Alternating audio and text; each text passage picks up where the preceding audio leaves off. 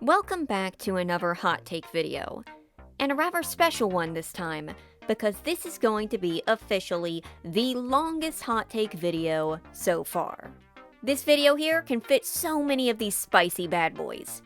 So let's not dawdle with the intro any longer, let's get right into it. Erie's Gundam writes, so here is my Carolina Reaper level spicy hot take. Andrew is not only one of the most unfairly hated characters in Fnaf, he is arguably even more hated than Gregory, and when you consider Gregory's hatedom, that's saying a lot. And what's more, the reason why he is hated is completely asinine. People simply hate him because they are under the mistaken belief that he stole the role of the one you shouldn't have killed from Cassidy. Well, I'm sorry, but that's not how it works, and that's never how it's been. Andrew didn't steal the role of the one you shouldn't have killed from Cassidy. Fans just keep giving Cassidy his role as the vengeful spirit. Those whole parallel nonsense is nothing more than that. Nonsense. It was never what Scott intended because there are no parallels in Fnaf. None of the book characters exist to tell you about game characters unless they are that game character, such as Susie in Coming Home. Edwin wasn't created to tell you how Henry made the Mimic, he was created to tell you who made the Mimic, as shown to us in Secret of the Mimic. Likewise, GGY Dr. Rabbit, aka Gregory, doesn't exist to explain Vanny, he exists to explain who Patient 46 is, and thusly, Andrew does not exist to explain Cassidy's role as the Vengeful Spirit, he exists to tell you who the Vengeful Spirit is. This whole notion of him being a Cassidy parallel is especially obnoxious considering not only do incarnations of Into the Pit show 6 bodies being shown to Oswald, but Cassidy has an entire story where she is the central character in The New Kid, which shows us that she and Andrew are separate characters from one another. Andrew is not a Cassidy parallel, and he is canon to the games. He fits everything about the Vengeful Spirit, sorry, the VS keeps throwing me off. And Scott went on record to say that Fazbear Frights would answer questions about the past. The fact that there are other characters who have been made from the books and into the games and vice versa completely debunks this parallel nonsense that people keep clinging to. Which, by the way, I don't see other characters getting hated because they made the jump into the games. Okay, I can think of one, but let's keep going. So why is Andrew the only one who gets it? Also, if I may, giving Andrew's role as the Vengeful Spirit to Cassidy is not only disrespectful to both of their characters, but in my opinion hurts Cassidy's story and leaves it completely unsatisfying. Cassidy is meant to be the cake receiver for the happiest day, considering how often it's referenced, and that only Charlie shows up for Pizzeria Simulator. This means that happiest day is the canon ending to FNAF 3. Having the idea that Cassidy has been given her happiest day and allowing the others to move on, only for her then to decide to trap everyone and manipulate them into tormenting William, makes her come across as an ungrateful and selfish brat, and, in my opinion, sours her completely, as it paints her as someone who would never bother helping the bite victim move on, and also makes her look like a hypocrite to boot. Oh god, oops. Apparently there was the second half of the hot take that I cut off. Let me keep going. I hope that in the future Scott gives Andrew his fair dues because he deserves it. His story has so much potential. An abandoned child who never knew love that was taken advantage by William just so he could kill him, and wasn't even deemed important enough to report. In his fury, he bound himself to his killer, or the suit he used, forcing him to be proxy to all of his terrible deeds. But while everyone else got to move on, he was left beyond by everyone to rot with William and then be subjected to 2 fires, his anger and resentment causing him to lash out and make William suffer, even as someone, Cassidy, tries to convince him to move on. But out of envious hatred, he does, which allows William to survive longer than he should. But then through meeting someone who honestly cared about him in the form of Jake, he is given the happiest day and is allowed to rest, finally moving on from the cycle of envy and hatred. There's so much potential with Andrew, just as much as Gregory and Patient 46, and I hope that Scott will one day loop around and give the Gator Boy his dues. Alright, so I have to peel this apart layer by layer because you just sent me the world's most complicated hot take. And I thank you for that, because I love to dig into these. Okay, first off, the reason why Andrew is so hated, and I wouldn't necessarily say hated, just is such a point of contention, isn't largely because he's replacing Cassidy. Sure, that's part of it. But the bigger part is that Andrew became the poster boy of the book versus game debate. Well, him and the Mimic. And I would argue that the Mimic is a much bigger source of discourse than Andrew is. There was a while back when the books versus game debate was so intense that there was frequent fighting in the fan base. And when Andrew is brought up, it's basically bringing that whole rigmarole to the surface once again. A book character who isn't mentioned in the games given a huge role that elevates them above every other murdered child. And I say that like that because I've seen comments about him refer to him as that. So yeah, contentious indeed. And there is a point there because Andrew hasn't appeared in the games, and I don't really count the single child in a mask during FNAF 3 because, I mean, maybe it's a reference to him now, but I was kind of under the impression that it was like a brief Happy Frog reference, but maybe not. Even then, why is he, one of the live children at the party, supposed to hold so much significance? And as for the 6 children, isn't maybe one of the children supposed to be Charlie? Apparently, from Help Wanted 2, they're suggesting that Charlie was one of the last kids to be killed. So I can see where someone might get a little guarded when Andrew's brought up into the conversation because it feels like bringing in a character they're not familiar with. And as for the book and game parallels, we hit another issue with the argument because if the books are absolutely explaining the games, then the vengeful spirit got kicked out and Eleanor's the big baddie now. In fact, were the epilogues trying to imply that Eleanor was Andrew the whole time? I mean, think about it. She appeared at the same time he disappeared. She is this sort of agony demon thing, while Andrew, too, just happened to infect others with agony, and infect all of these items with agony. And she was revealed later at the final hour to be behind a ton of the animatronics and toys that were previously linked to Andrew's agony infection. He spread through those and haunted them, but then later on, we're seeing Eleanor tinkering with a lot of them, such as Foxy and Ella and Plushtrap, and I don't think Golden Freddy, but I wouldn't be shocked if there was like a Golden Freddy reference I missed. So, was there a suggestion there? Because the epilogue kind of brushed over it, but it also got rid of Andrew very fast. And I'm not saying for sure Andrew and Eleanor are the same person, but I'm saying with how quickly the plot dropped him, he could have very well been her, and it was just like another twist.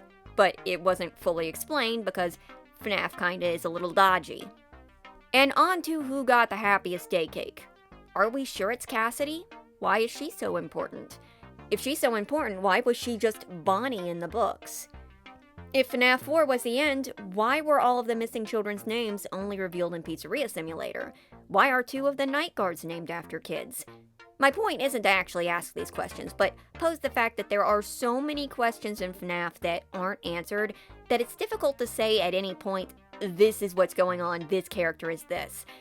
And that's why the Vengeful Spirit is still debated on, because we don't know who it is.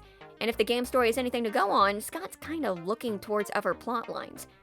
The book's credibility as well has always been kind of shaky.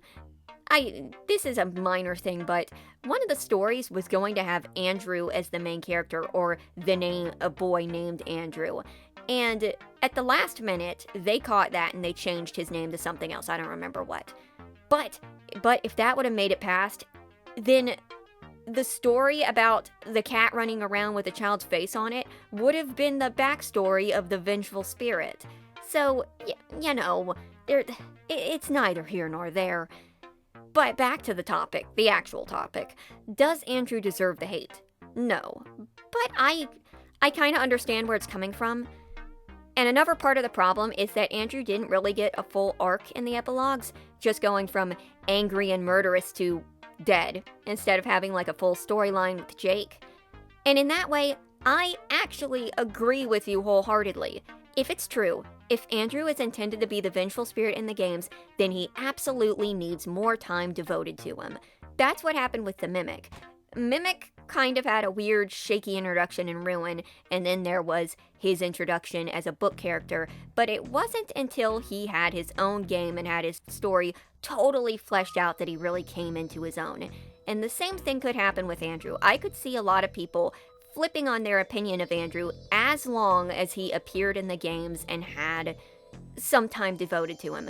But for now, it's kind of still one of those things that's just left entirely in the dark. Also, my buddy TJ from TJ's radio show has some stuff to say on the topic. Take it away. I do think Andrew's in the games, but I also think it's pretty valid to hate him. UCN in general is a big mess of writing. Like, either answer doesn't really work. If Cassidy is the one he should not have killed, you have the pronoun issue. But if Andrew is the one he should not have killed, you basically just have to make up reasons for why Golden Freddy is in UCN otherwise. There's been a bunch of alternative theories for why Goldie is in UCN, and even as someone who does believe, again, that Andrew is in the games, I don't see how any of those could have been, plausibly reached within just the game. It pretty much depends entirely on, very vague stretches of characterization from supplementary materials. Thank you. Glad to have you. Master Frown Gamer writes, "Behold, my first grand hot take.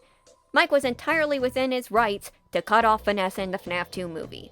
We know a significant time has passed since Vanessa has recovered from her stab wound. She was exercising, and I don't think you're supposed to do crazy stuff while recovering from a stab wound. And Abby is definitely older. During all this time, she hasn't once brought up that her evil bro or the vengeful ghost she's been keeping in check. Either she or Michael has to keep going back to rewind the darn thing.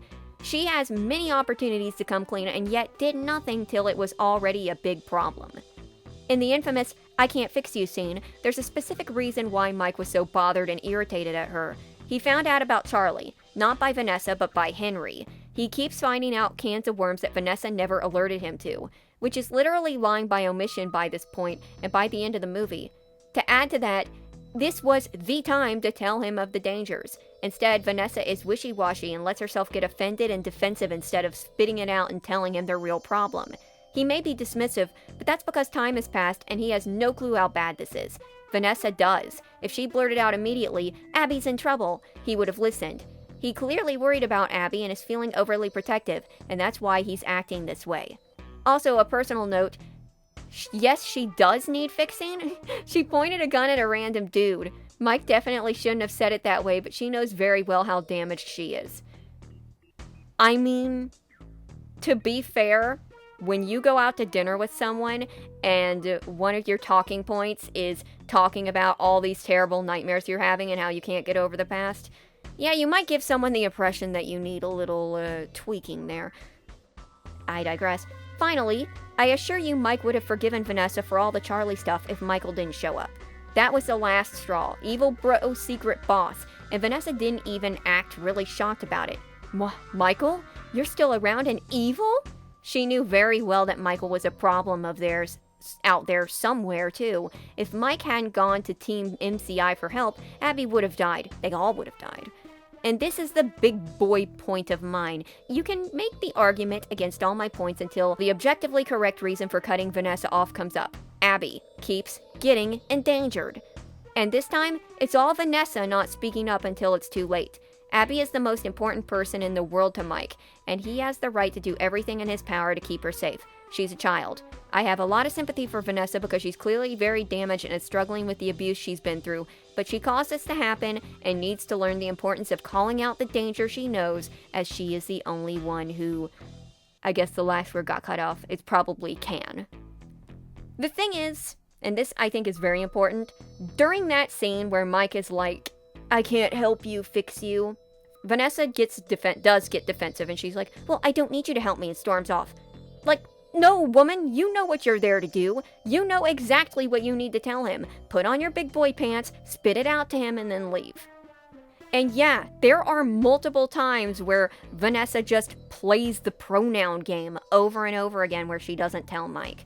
Mike's not much better because Mike is doing that main protagonist thing where the protagonist has to act like they're smart, but also be really dumb. So anytime he gets anywhere near an answer, he has to quickly, exit stage right. But he had every right for being like, "Okay, look, Vanessa, this has gotta stop." And you know what makes it so frustrating? The fact that it's so forced. We wouldn't be having this argument if Mike and Vanessa weren't both being so dodgy. And they're only dodgy for plot contrivance.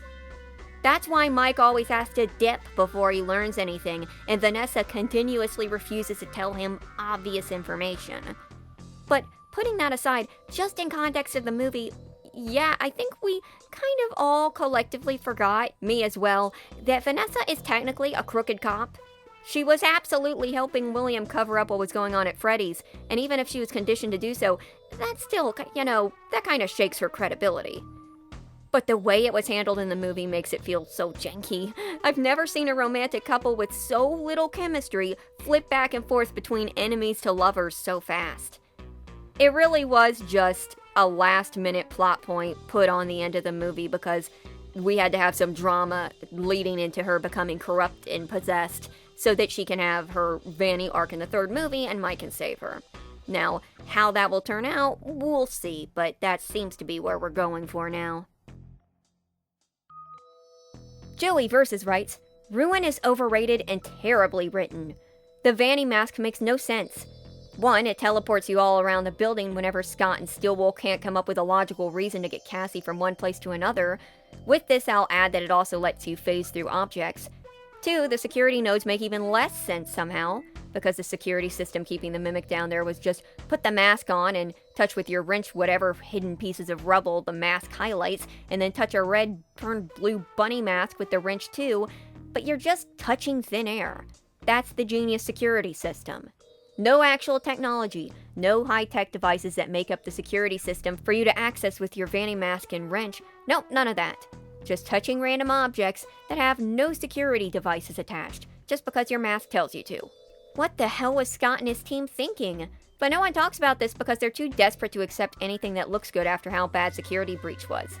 Also, Roxy comes back after being deactivated 10 minutes later, and the Mimic isn't even remotely scary. You can just power walk away from it at the end. It only jump scares you if you keep turning around while walking away from it. Hey, in the Mimic's defense, he was stuck in that room for a long time. It makes sense that his legs were a little stiff. I don't think Ruin is terribly written, per se, but I think that the mask gimmick is more gameplay gimmick than plot device. Like, you're not supposed to think too deeply into it, like the illusion discs, and how what they do and how they work isn't entirely pinned down. Sometimes it's like seeing what you think you should see, but other times it's seeing what the person using the illusion disc wants you to see. Now, Roxy popping in 10 minutes after she was shut down does take the punch out of that sacrifice, and knowing what we do about Secret of the Mimic, it would have thematically made a lot more sense to be Eclipse, like the Sun and Moon, whose origin is deeply tied with the Mimic, and depending on whatever happened in Moon.exe, might have been the Mimic, but while the Roxy sacrifice and sudden redemption kind of takes a punch out of it, I find that in this case, while being rushed, it is pretty effective. The scene of Roxy and Cassie is sweet and somber, and it's nice to have Roxy doing something cool afterwards. It just had some hiccups, and considering what Ruin was, sort of a band-aid fix after Security Breach to get everything back on track, it makes sense that it would be a little rocky. But back to the Vanny mask system of basically moving Cassie around the area without having to show it to us, basically being a warp portal to get her from place to place.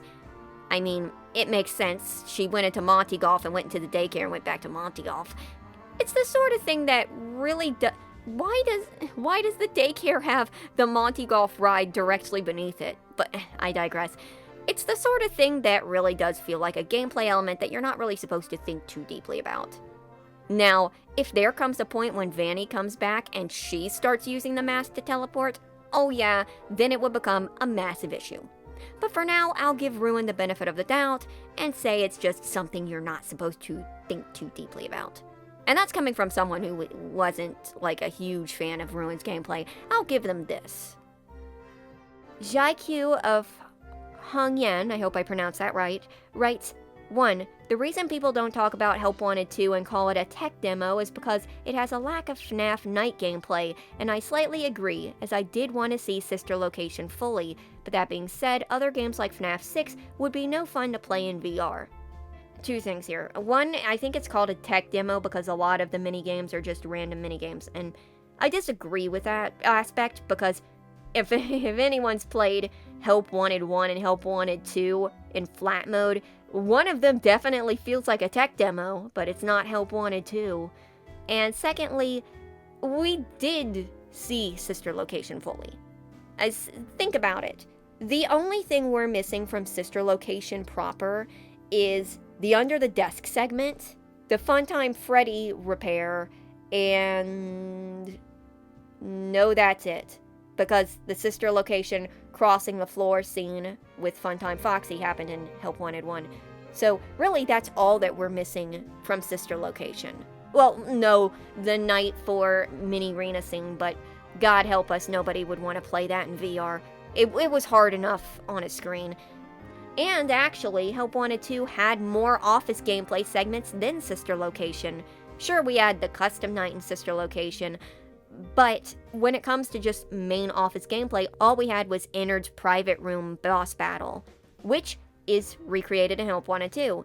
They also have the Funtime Gang version. They also have the Ballora one, which is a makeup of custom night. And not only that, it adds in a one-on-one night boss battle with Circus Baby, something that sister location didn't have. Now, I'm not saying Help Wanted 2 is better than sister location, but I am saying I think that Help Wanted 2 did a pretty good job in replicating sister location, since a lot of sister location really is narration. And that didn't come over, yes, but that kind of couldn't come over, considering. Here's a hot take of my own. Part of the reason I like Help Wanted 2 is because it is just fun minigames. Sitting at an office desk, doing the same thing as in Fnaf 1 and 2 and 3, it worked for Help Wanted 1. But if I'm going to go back to one of those games and just replay some of the levels, it's going to probably be Help Wanted 2. Not just because it's better optimized for the flat mode experience, but because, they're just smaller little chunks of gameplay. They're fun, they're goofy, they do have some creepy moments, but they're offering something that I can't just get from another FNAF game. 2. The community's information bias when trying to solve the blob, even when the clues line up perfectly with ARBlob, they just ignored it. I think we're all collectively trying to pretend that FNAF AR didn't happen. I mean, I thought FNAF AR had some of the best character voice lines and character development in a long time for the animatronics, and there's no denying that. But the sudden collapse of it, disappearing without a trace to the point where most of the story that was supposed to set up Security Breach was just not released, to the point where a lot of that information is kind of just gone unless you can find it on the Wikipedia. It's not, which means that a lot of people probably can't make the FNAF AR connection with the blob because they're not aware that FNAF AR was directly leading into Security Breach. The only problem would be the puppet, because the puppet was not in FNAF AR, and for some reason the puppet is in the blob. But I see the connection with Funtime Freddy, but also I can't just say it wasn't just reused assets either. I'm not sure what the blob was supposed to be. We'll see. We'll see what it's going to be now, at least. The Silver writes, people who expected extra content for Secret of the Mimic VR were delusional. Almost every single animated promo posts of Steel Wool that related to Secret of the Mimic included Fredbear in it or showed off assets from the prototype pizzeria, so why would the VR promo post be any different? VR in and of itself is just a big enough update. I agree, but I also kind of sort of considered maybe that something was coming. I didn't think there was going to be. I was pretty sure it was just going to be a VR update, but in the back of my head there was this little voice that was kind of hoping maybe we'd get a teaser or something. And I think that's what was fueling a lot of the hope that there would be more to the update than it just being the VR. That little voice that wants a little more and kind of nudges to you, hey, maybe we could be getting something here. And then you get excited for something that you know isn't promised to you, and your hopes are dashed regardless. But like you said, it's not on Steel Wool. It's more so getting your hopes up for something that's not a given. Percy the Do writes, my hot take is an attack on you, not real name. Uh-oh. Sun and Moon get too much attention in the news storyline. I wish we had just any other animatronics that could fill their positions in the current story, with them both feeling like they are becoming more and more important. It just sucks to watch characters like Innard, Monty, Ballora, Shadow, Freddy, etc., name more if you want, get shafted.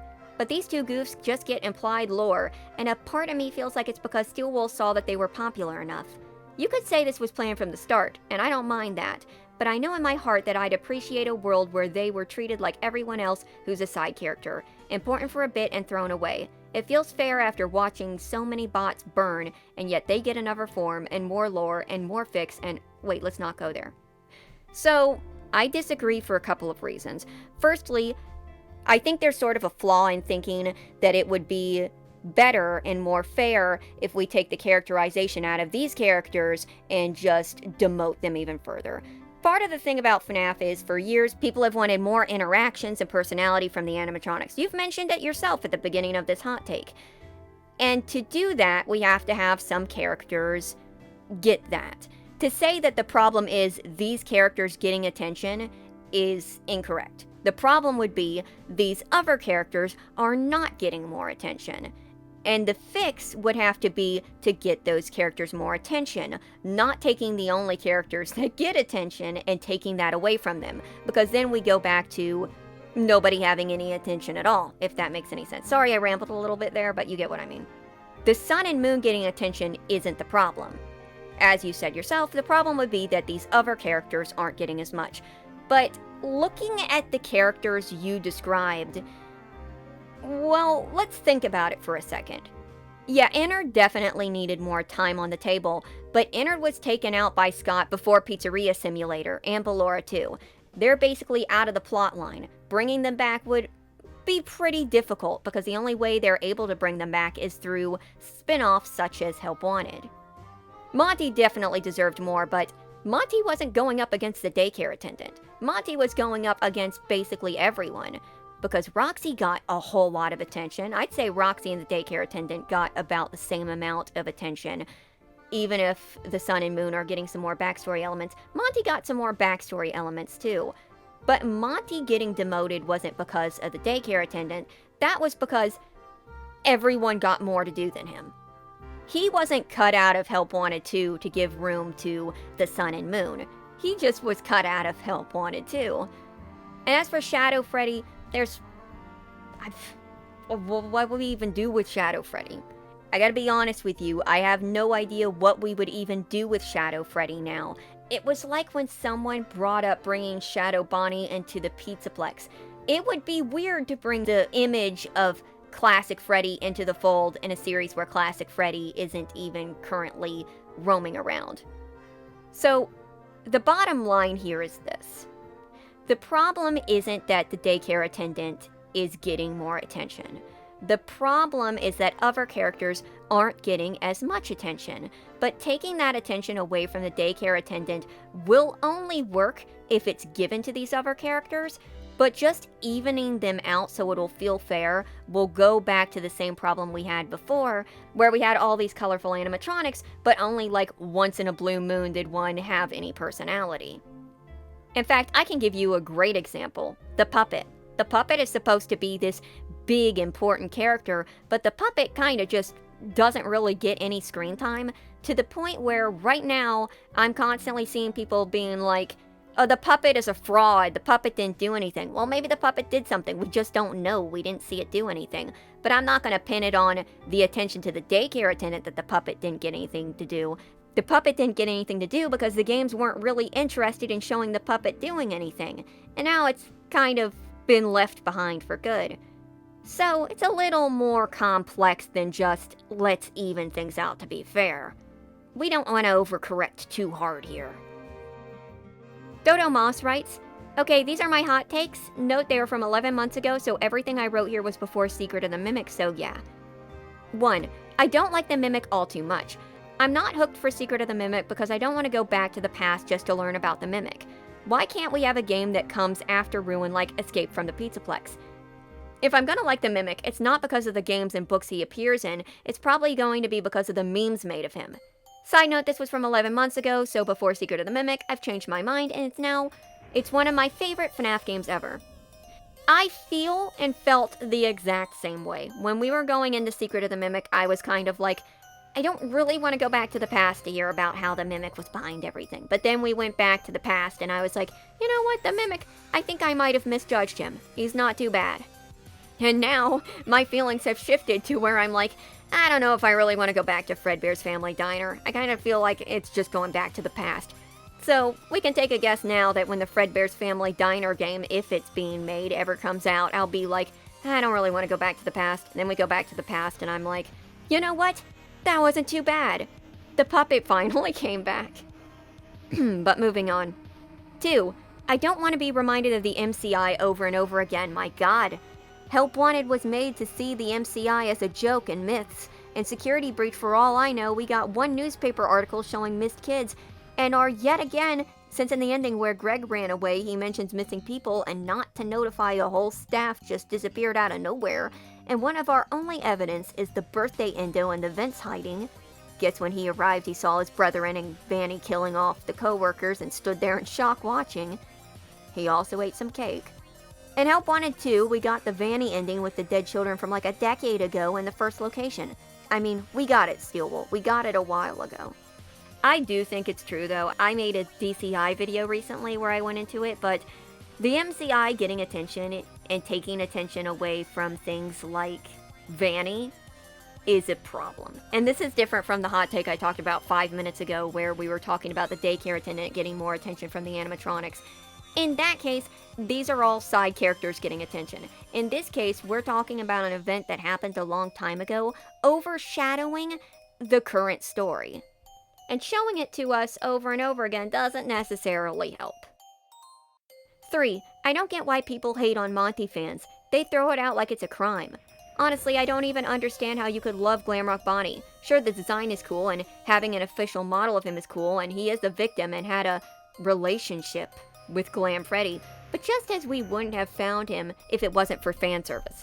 But nobody should hate somebody for liking a character. It's their choice, not ours. Yeah, I agree. In fact, I didn't think I saw that much hate towards Monty fans, but if people are hating on others for liking Monty, that does seem a little dumb to me. You should be able to like whatever character you want.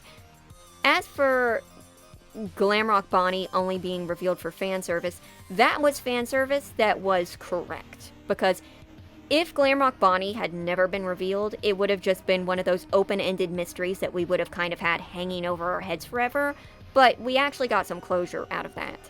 Do I think Monty shattered Glamrock Bonnie? Yes, I have my own reasons for that, but I'm not going to talk about it now. But do I think Monty is a bad character if he shattered Glamrock Bonnie? No. I think that, in fact, I actually think that makes him a much more textured character. And I think it would be kind of silly to hate a character for that, especially when one of the most beloved characters in the entire franchise is killing kids all the time. 4. Sexy Baby kinda weird, not gonna lie.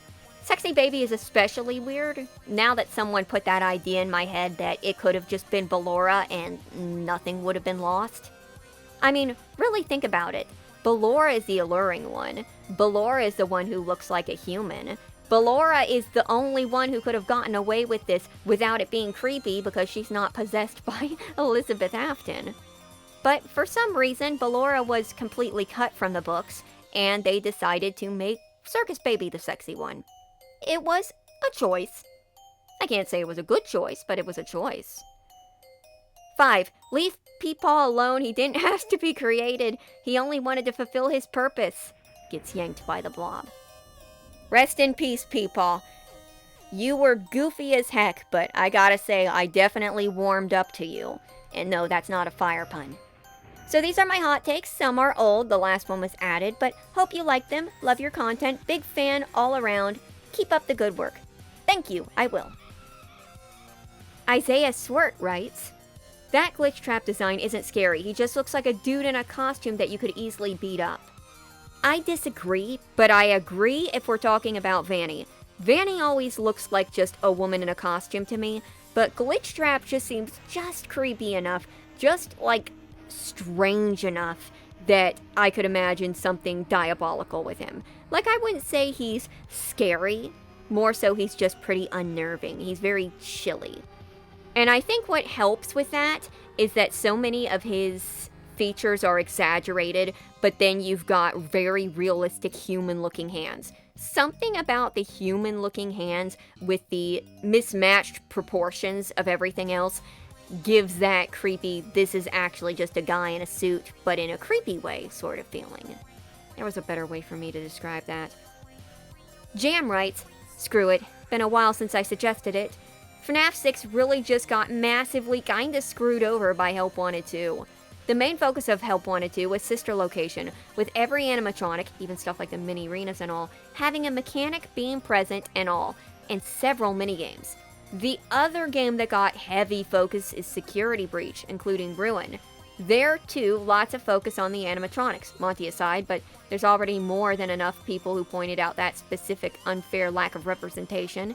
A crap ton of different minigames, you get the idea.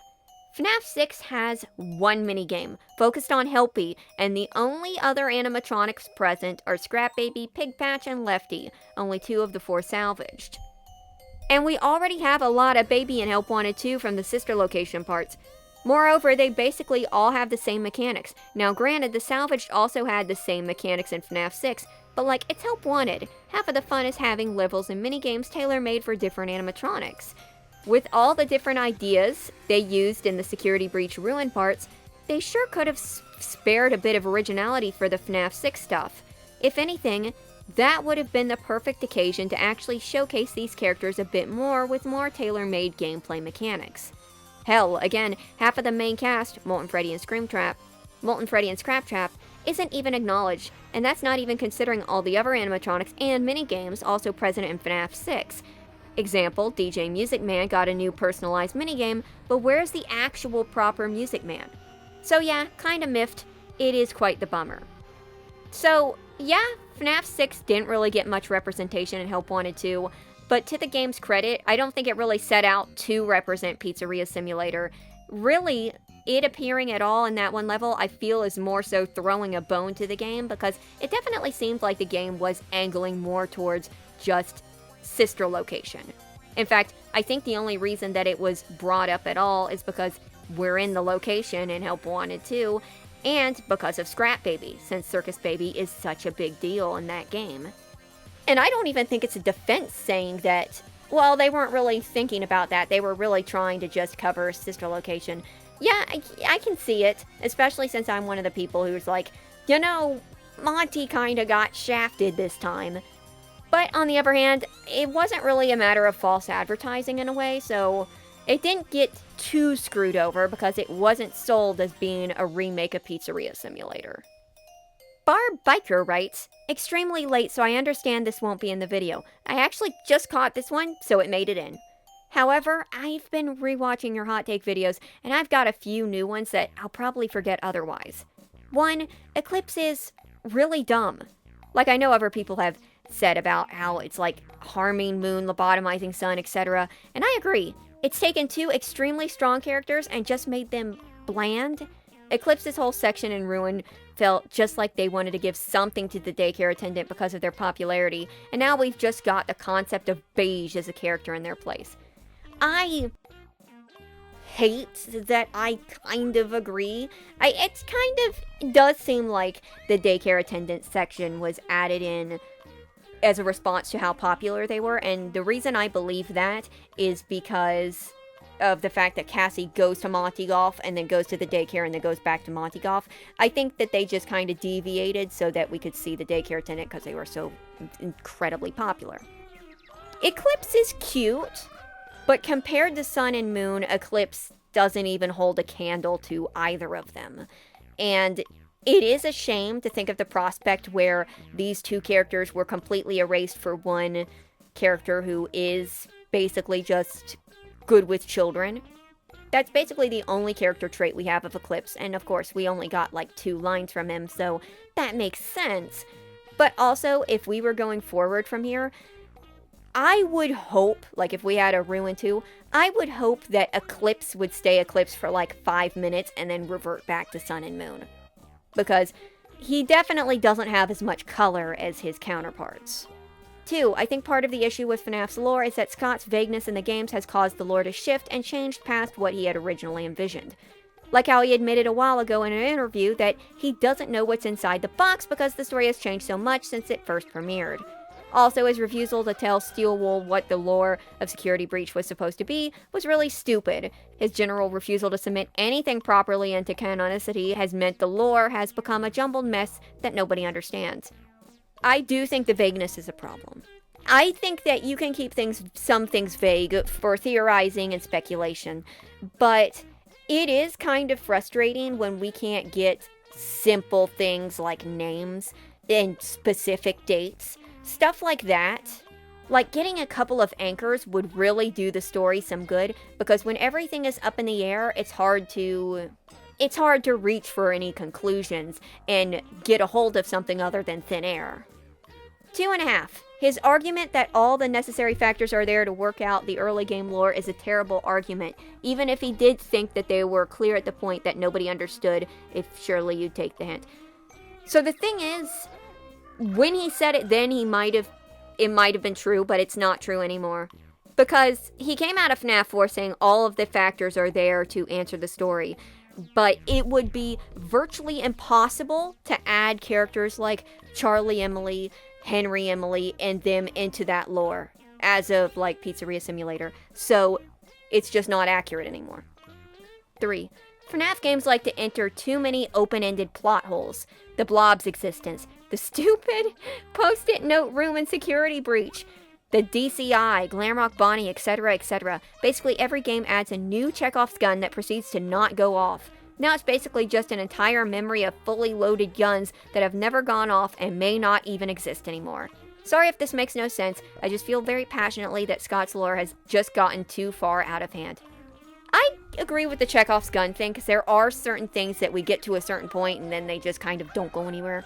Like Glamrock Bonnie. Okay, we found him. We've got a lot of hints to what really happened. It seems pretty cut and dry. It would be kind of nice if we got like a confirmation so that people would stop wondering if that's the case or not. Like, it would be nice if we could get something clarified on that. The blob is floating around, okay. Burn Trap? We're not entirely sure of the state of Burn Trap anymore. I guess that's just kind of going to be floating around there too. The Post-it note room, they're probably never going to come back ever again. I mean, it might be hinted towards, but I don't think we're going to receive full clarification on it.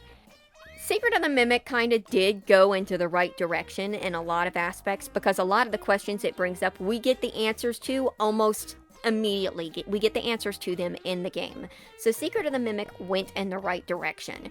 And some of these greater lore implications, I guess we're just going to have to just kind of ignore them for now. Things like the box. The box doesn't matter anymore. We gotta just kind of put it aside unless I need to bring it up for a joke. So at least for now, the story does seem to be correcting itself, or at least getting itself back in the right direction. But those other things that are kind of left over, we might get a response on them, but they might just be a fixture of the past, and it might be some things are better left where they lie sort of situation. But we'll see. Candy Cadet certainly shows up a lot. Easton Gordon writes, I think FNAF is due for another gameplay shakeup. I like the Security Breach and Secret of the Mimic gameplay just fine, but I think I'll need something more from the next game. More complex bosses, more in-depth enemies, something to break up the normal uniform gameplay. I think the length of a lot of recent games has made this problem more noticeable. The thing is, where would you go from here? I'm of the mindset that if it ain't broke, don't fix it. Especially since we've only had 2 games, 3 games if you count Ruin, with this playstyle. This seems like a bad time to suddenly reinvent the wheel. I mean, they could add more, but what? Not combat. That's... combat? Adding combat to a game that doesn't have combat is always a double-edged sword. Maybe a taser? In-depth enemies means that you would need more complex ways of fighting them off, but would that be fun, or would that become annoying? Like, imagine if there's like a patrolling enemy that you have to sneak up behind and press a button on. Exactly how many times do you do that before it gets annoying? The first time, it would be tense and cool. 2 you could get away with. 3, okay, maybe if that's the end, but if you have to do any more than that, eventually it would get to the point where it would just feel like a time waster. The same thing with more complex bosses. How exactly would you add the complexity? Because the closest thing we've had to a more complex boss was Burn Trap, and Burn Trap didn't really... Me and Burn Trap no longer hang. It reminds me of Bendy and the Dark Revival, which actually did this the right way by adding a more in-depth combat system and a stealth mechanic, and then having you choose between both. You can flip back and forth between them. But I don't really see how FNAF can pull that off. And as for the length, I kind of liked Secret of the Mimic's length. I got to the end of the R&D thinking that it was over, and then I got that one last mansion boost, and then I was totally satisfied. Maybe it was long if you were like watching it as a movie, but playing through it, I thought it was great. I thought it was perfect. And another thing I want to add in is, and this comes from a friend of mine as well who mentioned Secret of the Mimic. A lot of people, and myself included, I did this for a while, when a new FNAF game comes out and they get it, they try to rush through it. I did the same thing. I did it because I was trying to rush and get the story out of the way, get the footage, so that I wouldn't be feeling like I was left behind while everyone else got to the next portion without me. And that I wouldn't get it spoiled, and that I could just, And I did that with a couple of games. And with Secret of the Mimic, I went through it at my pace. I actually went through the game over either 2 or 3 days, probably 3, and just paced myself how much I wanted to play it. I had a good time with Secret of the Mimic, so I actually played for longer sessions because I was having a good time with it. But I feel like that's an aspect to take in because, with Ruin, when I was playing Ruin, I was trying to get through it kind of in a timely manner, and I do think that it might have affected how I was playing it because I was getting frustrated with how long I was spending on it, and that would make Ruin feel like it's going on forever when it wasn't. And I feel like that can give sort of a warped perception of time. Now, I'm not saying that you're the type of person who gets the game and then tries to play through it as fast as humanly possible, but I am saying that I was, and my friend was as well, and my friend had some issues getting through Secret of the Mimic because they were trying to rush through it, but I didn't have as many problems, except for that one warehouse segment, because I was under the mindset at this point, I'm not going to rush through it. So, tangent aside, there we go. I don't want to shorten the games anymore just to make them easier for review, if that makes any sense. And to clarify, I don't think shorter games are a bad thing. I love Creature Kitchen. I love it so much. $5, right? I don't know if someone already said this in a video I haven't seen, but I really hate the design of Withered Golden Freddy.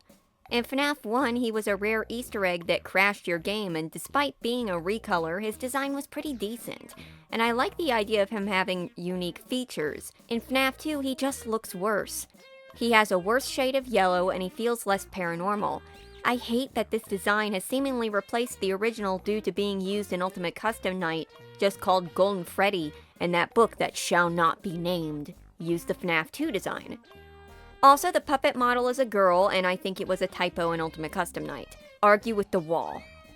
So, funny enough, but there actually was a really in-depth hot take a few videos back where we had someone going into the differences between the Yellow Bear of FNAF 1 and Golden Freddy of FNAF 2. And at the time, I didn't have strong feelings, but around the time I was working on that Golden Freddy history video, I started to agree. Yellow Bear of FNAF 1 really does have a creepier feel and nastier vibe than FNAF 2's Golden Freddy. In fact, FNAF 1 Golden Freddy looks more like a suit, like an authentic, creepy suit, than FNAF 2's Golden Freddy. That being said, you know me. You and I both know why I chose this hot take last week. Typo? Made 3 times? 6 if you count Lefty? Nay, I say. The puppet itself, its body, was male. And it wasn't until Charlie was revealed as the soul possessing it, save him to save her, when this gender debate cropped up, and we started seeing things like art and merchandise of a more feminized puppet. You know, with an accentuated girl eyelash. But just keep in mind that his, he, him was given him, he, his official gender by Scott after Charlie's save her reveal. Yes, I do be taking it that seriously, despite the fact that my Tamagotchi life puppet gave birth. Simp stupid, right? I think my hot take is I absolutely hate how Toy Freddy is portrayed in Ultimate Custom Night. His mechanic is just a stupid joke, and it makes no sense for his character. And on top of that, it's done irreparable to how the fandom views him. AR does good for his characterization, but literally no one pays attention to that. It really pisses me off. It is true, Ultimate Custom Night really did a number on Toy Freddy's credibility, but in his defense, He was largely an overlooked background character before this goofy persona. The problem is that it does take it a little too far. Even Day Shift at Freddy's had a more sympathetic bear. Fnaf AR fixed that, like you said, and we still have those voice lines, so hopefully going forward, that's a Toy Freddy characterization that remains. Or at least is taken into account when we're discussing Toy Freddy's personality. This has been really fun. Let's do it again sometime, Ravencrow writes, hot take. Sometimes I like to nitpick designs of characters, and I have a few nitpicks. I'm nitpicking from the perspective of these animatronics being designed for kids. My biggest one, Ballora. I don't like the indigo pasties on her. Her color palette is gorgeous. Everything else is fine, just those pasties are jarring. Pasties? Fine nipple. If I was a designer for, in the FNAF universe, children-centered media, even if they wouldn't understand, the parents will. And the parents bring the kids to the building, so imagine trying to dress up as her. Imagine trying to dress up as her as a kid for Halloween. Yeah, that actually did make me giggle a little bit. Next, Moon. From my understanding, kids don't really like him much anyway, but that was more so for being aggressive. But the glowing orange-red eyes, half-black face, darker colors that make him definitely blend into the dark. I can't imagine it being 10 and seeing red eyes in the distance and a half-white smile telling me to go to bed in the most aggressive way possible. Maybe if he was more of a nightlight in a way. To end this long post with a positive, the toy animatronics are arguably the best designs to market towards kids. Now there is an issue with Toy Chica. I do think T Chica could do with a less curvy figure and underwear, maybe more like those puffy shorts with the ruffles. The bib is fine, it's better than pasties, but other than that they are colorful, sleek, though I have some grievances on T Bonnie's voice. All their voices are very sweet sounding and cheery, when Toy Chica is not trying to sound sultry in my ear. I especially love Toy Freddy's. He may be a gag character, but he's my gag character. So first off, I do agree on Ballora. I'm not crazy about the chest design. And in this case, it's not because of the exposed chest, it's just the design itself. Because it's not a chest, it's just plates. I think you could have gotten similar, better results with something that looks like a dipping neckline leotard, or even like a crop top like what Baby's got going on. You can actually see the exact plating of her upper chest where that crop would fit well. And again, it's not a this is too sexy thing, because it is just plating.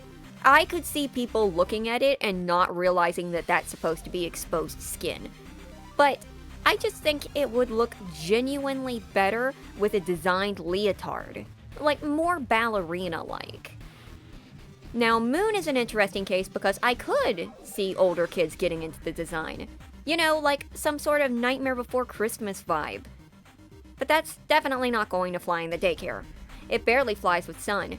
You tell me straight up that Sun wouldn't be utterly terrifying if he wasn't oozing so much anxious charm, for kids at least.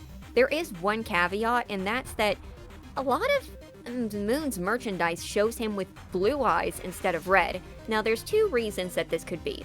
It could be that Moon used to have blue eyes and ever since he started acting up, his eyes have turned red. Or they're trying to soften him so he's not as scary on merchandise. I could believe either way. Bottom line is, I don't think that little kids are gonna like Moon that much, but I could see older kids and teens getting into the Moon vibes. Now, as for the toys, I agree. Their softer, sort of rounder designs may feel like a far cry from the original Freddy's, but they would definitely appeal to kids more. I even think Toy Chica is fine. Just as long as she's not talking to the parents like that, she's okay. Well, unless they're into that. Isaiah Huff writes, hot take, the Mimic has done more damage to the lore than any past FNAF game, book, movie, or character has ever done. Let me explain. Mimic at first was just a book character that seemed to be a replacement for Glitchtrap, which made sense, since in Frights, Eleanor seemed to be a replacement for Baby. But the Mimic was put into the games, which immediately made people think that Burntrap and Glitchtrap, or even Vanny, she deserved better, is a Mimic or a Mimic program. Fast forward to Secret of the Mimic and suddenly there's two Mimics, and both seem to be super important for the FNAF timeline pre-FNAF 4. So now it's a real possibility that Mimic could be behind the DCI, copying Afton's MCI but poorly. Actually, that is a good theory. I've never heard of that one. F10 or the Mimic could be the reason the Fun Times mimic voices, then the creation of Glitchtrap and Vanny, which now could be a Mimic 3 or 4 program. Why get into the lore and make theories when now you can just say the Mimic did it? By the way, love your Pizzaplex food video. Thank you! That was one of my favorites to make. And so, I wouldn't necessarily say that the Mimic itself did the damage. Adding something like the Mimic absolutely puts certain plot points on shaky ground, but he's not working with the same deck as, say, Eleanor. He can't suddenly make himself look like anybody. He can only replace animatronics convincingly, or something in a suit. But that does mean that yes, the story can effectively put Mimic in any role without too much build-up.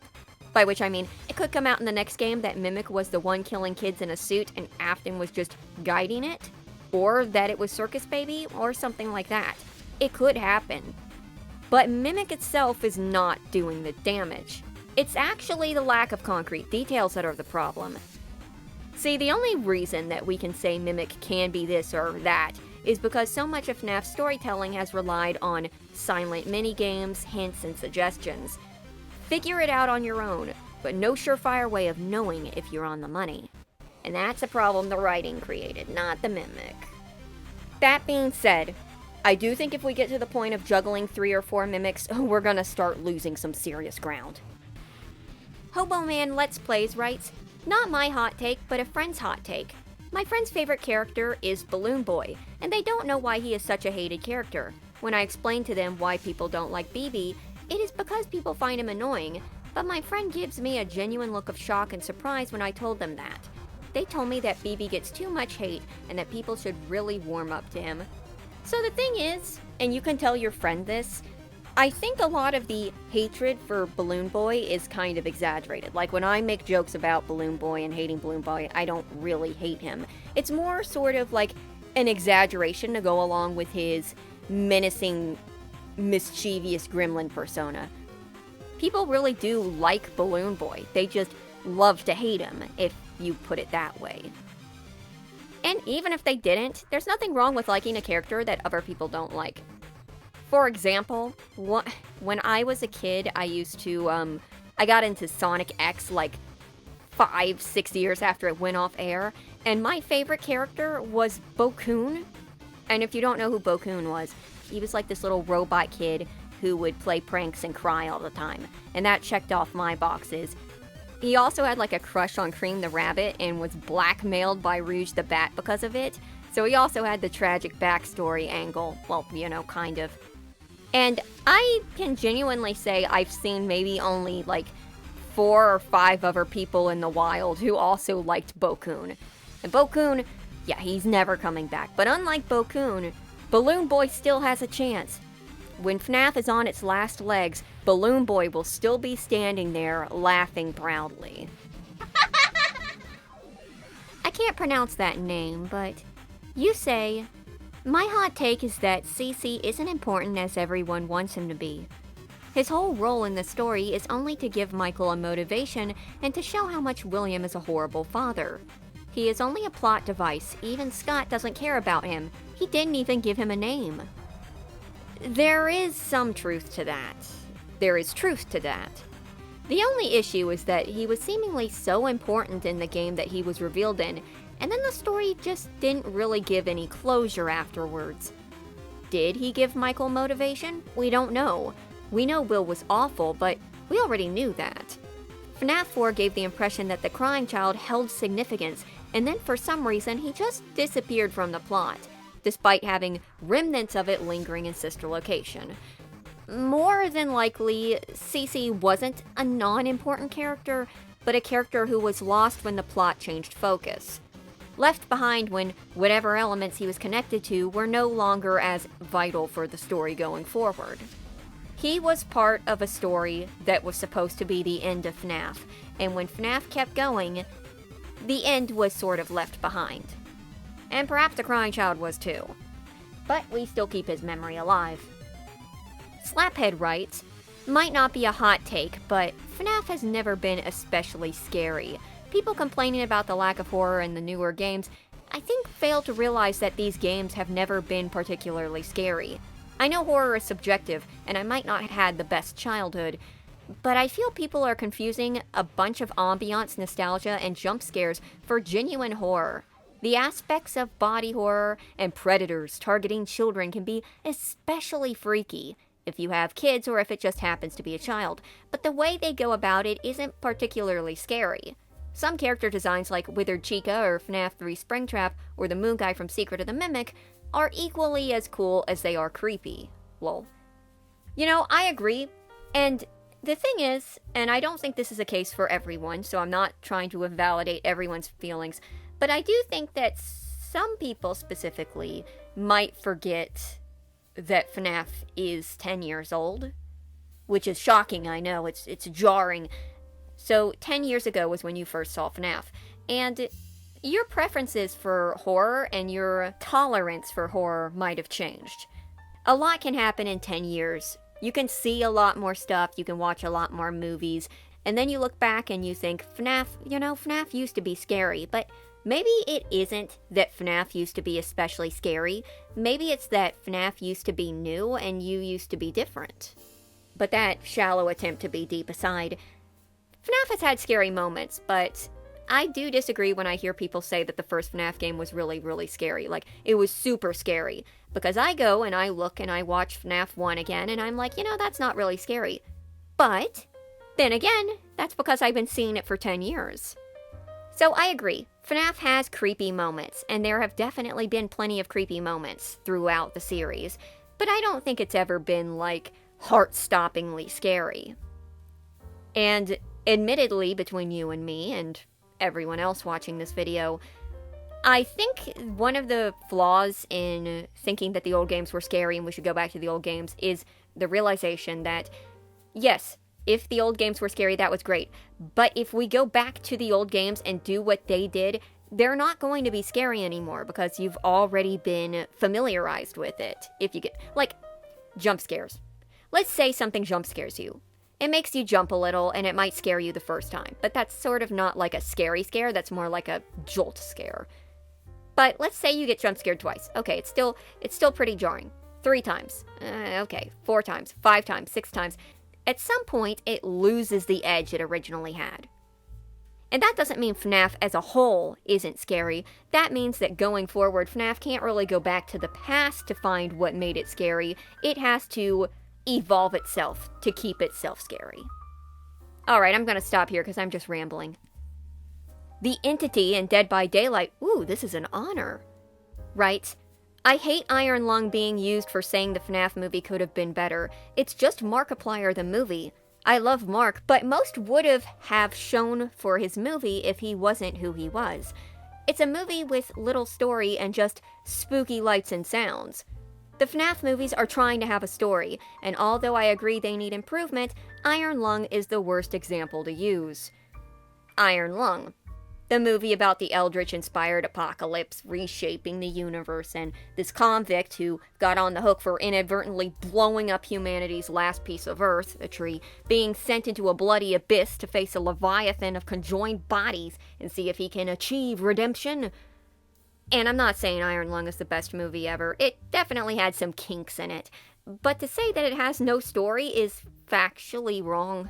And to say it's just Markiplier the movie is also wrong, since Simon is different from Markiplier's YouTuber persona. Markiplier's YouTuber persona, especially during the peak of his growth, was like more bubbly and bombastic, while Simon from Iron Lung is much more reserved and kind of beaten down, at least in the beginning of the movie. He starts to get desperate and frustrated.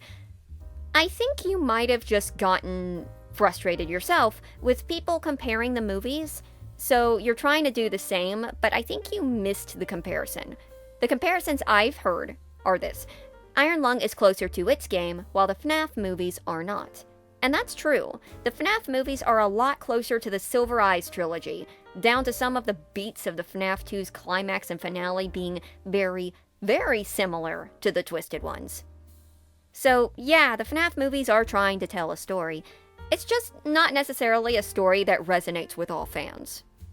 And, of course, there would be comparisons with Iron Lung. They're both video game horror movies that came out within the same window. The entity from Dead by Daylight... What? Did I save 2 hot takes from the same person? I think I did this with Isaiah too, so... Yeah, I apparently saved 2 hot takes by the entity from Dead by Daylight. But since it's such a spicy hot take, I'm going to leave it in. Apologies to everyone else. This isn't special treatment, this was just an accident. The entity from Dead by Daylight writes, FNAF 6 is heavily overrated and would be a terrible end for FNAF. A character who's never shown up in the games, only appearing a few times in the books, Henry, makes a plan with the protagonist, Mike, who has no character as of now, never even called by name, to trap and burn all the animatronics, featuring Springtrap, who's back with little to no build-up, with a goofy peanut look, Innard, who undid almost everything they did in the previous game by splitting with Circus Baby, something you'd never know if you didn't read damn code in between websites. A personality-switched Circus Baby who went down hating Afton to desperately wanting his attention and praise. Puppet, who did jack squat for 4 games, magically reappearing after 30 years, now in a bear suit that somehow tracked her down, who's never named and is said to be a protector despite doing hack all to protect anyone, and tried to kill people in their fee appearances. All of it had 0 build-up, and it just terribly tied it all up. Nothing but aura and crappy writing. I won't say that FNAF 6 was a terrible end for FNAF, but it definitely felt like there was a game missing between Sister Location and Pizzeria Simulator. I do think that Henry's speech at the end of the game carries a lot. Oh, I just thought of a great comparison. If the monologue at the end wasn't Henry going on about how he's killing William and he's saving everyone and how this is the end for all of us all, we're going out in a blaze of glory. If it was instead from, like, the phone dude saying, hey, you know what? There was this guy named Henry and he came in here and he set the place on fire. He said he was doing it for his daughter. Would it have had the same impact if all of the facts were true, but it was phone dude delivering the message instead of Henry's final battle cry? That's definitely a thinker. So I wouldn't say it was, like, terrible and it was really bad writing. I think it's more so it needed more building. It was a little rushed. One more game in between Sister Location and Pizzeria Simulator could have done a lot of heavy lifting. And in my personal opinion, and this is just my personal opinion, having the speech come from Michael, who was the protagonist of at least 2 of the games beforehand, and who we were following after the game right before this, would have probably been a little more impactful than Henry, because probably a lot of people who saw that ending had not read the books. But I digress. Rado writes, hope I'm not too late. I've been wanting to share these hot takes for a while. Hot take number 1. Remnant and Agony are something like the midichlorians of FNAF, and that's not a bad thing.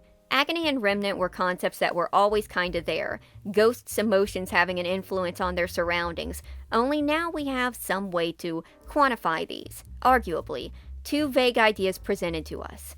I know people complain about how they kill at least some of the mystique of the series, but it makes the story more coherent, and given the convoluted plot we've got, it's a net win. I sort of disagree. And the reason I disagree is because it was kind of simpler just to say these things are haunted, but with the bringing in of Agony and Remnant, now we have haunted by ghosts, haunted by Agony that's not necessarily ghost and not necessarily haunted, but some sort of agony creature like Eleanor. And then we have Remnant, which, depending on the series, is either metal that attains some sort of haunting in life, such as Innard and Molten Freddy, who are huge piles of Remnant, or it's this metal substance that gives people a form of immortal life, being able to keep them alive even when they are, let's say, made out of complete garbage. It just feels like it could be simpler if we just kept with it with haunting. This is something being haunted by a ghost. This thing's not being haunted by a ghost, but it's being haunted by the memory of a ghost. This thing was haunted a long time ago. The soul in it left, but it still moves on its own. Agony itself is kind of just basically haunting. This is something that's been affected with painful emotions, and because of that, it gets up and moves. That's like a residual haunting. I think you are right, though.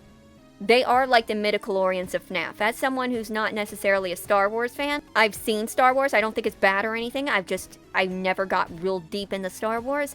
I do know that the midichlorians were sort of a splitting hair topic for a lot of the fan base. And I can see the same thing for Agony and Remnant. Moving on, silly or hot take number 2. Henry and William's dynamic is Homer Simpson's and Ned Flanders if you threw in some child murder. It's messed up but also hilarious to me, honestly. There's nothing I find funnier in fiction than extreme pettiness, and Homer and Will have that in spades. Afton Simpson sees Emily Flanders as the ideal American Christian man with his happy nuclear family unit that his country fetishizes, especially at the time. He loathes him for it. He envies him. I think the main difference between the duos, besides their book smartness, is that FNAFs have much more dysfunctional families under the surface and are supposed to be taken seriously. I have never been able to completely do that after coming to this realization, and also probably because of how absurd the scope of this decade-spanning feud between death itself is in retrospect. I've been laughing to myself looking through the series with the Simpsons lens. I know they have official VAs, but in my head I imagine Dan Castellaneta and Henry Shearer as voices for William and Henry, and chuckle. Best not keep the devil waiting, old friend, Afton hears as the trap he was lured into burns around him, whilst he tries to break into Mike's office to strangle his son. I can't believe this is the take I had the most to say about. I don't know if this even qualifies as a hot take or a dumb headcanon, lol. Just want to say I've been a big fan of this channel. In a YouTube landscape where videos have become increasingly flashy, I've grown to appreciate more understated videos like these. You're sort of like the FNAF's fandom equivalent of Hammond Beat? Assuming that you don't know who that is, it's supposed to be a compliment. Hey, thank you.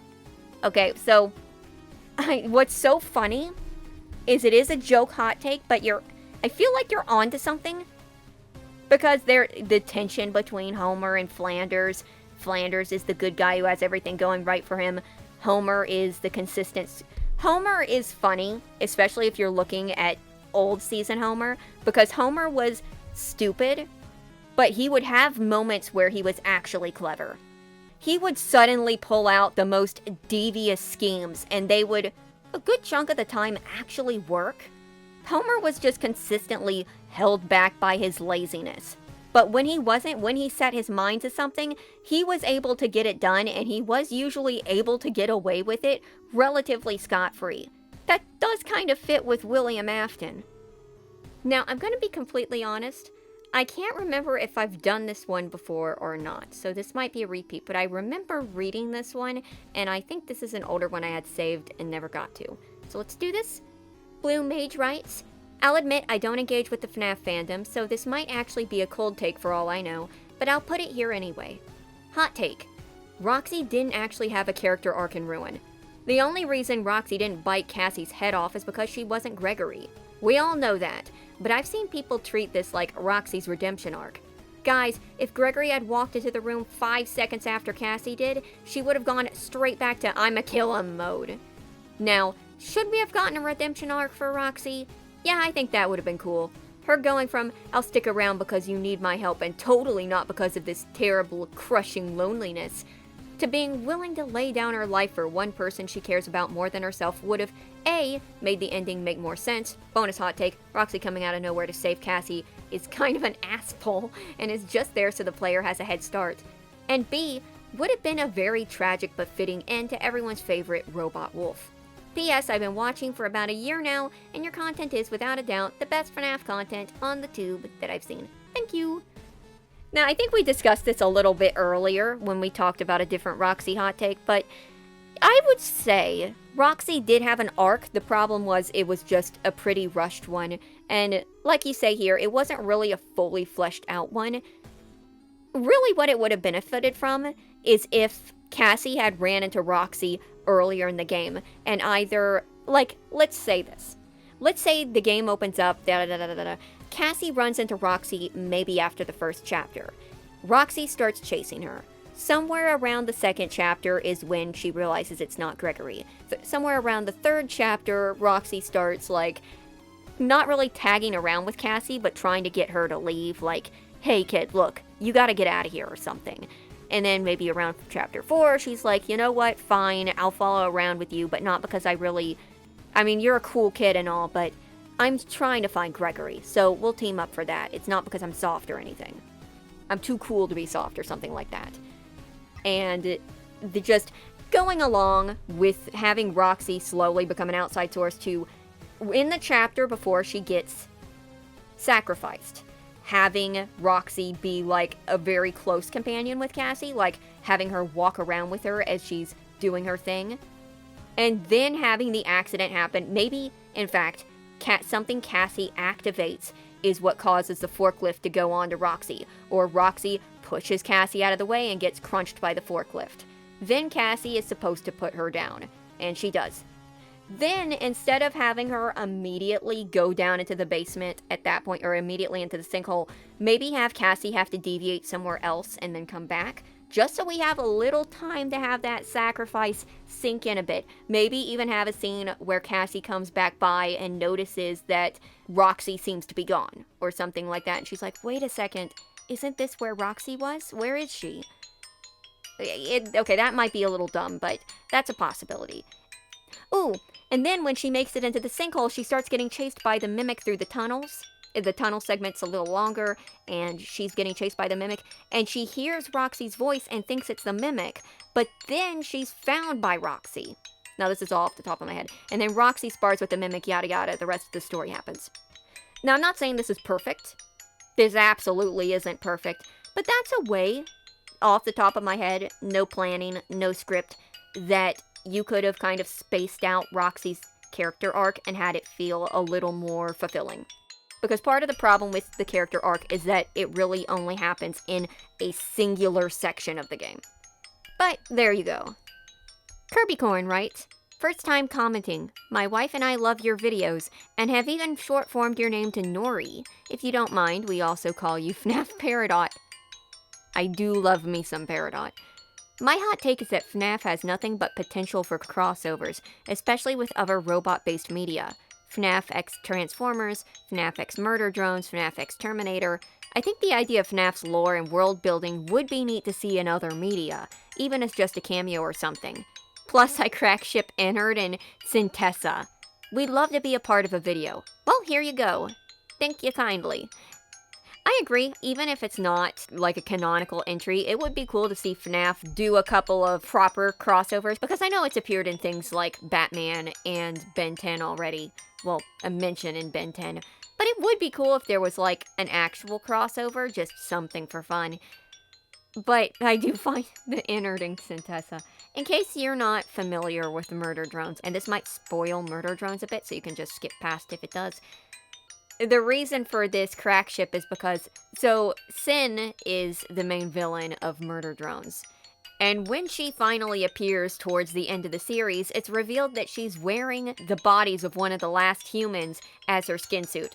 I won't go into the details of who it is and their connection, because that would be way too spoilery, but yeah, it's another Ennard situation, basically. Except we see some of the more gross details.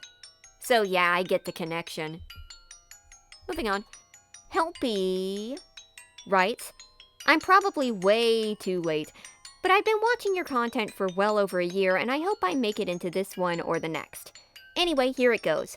I don't think that the Steel Wool games actually have that much of a lore problem, and I don't think they broke the FNAF lore by any means. I think that the newer games just exposed a story that was pretty unstable to begin with.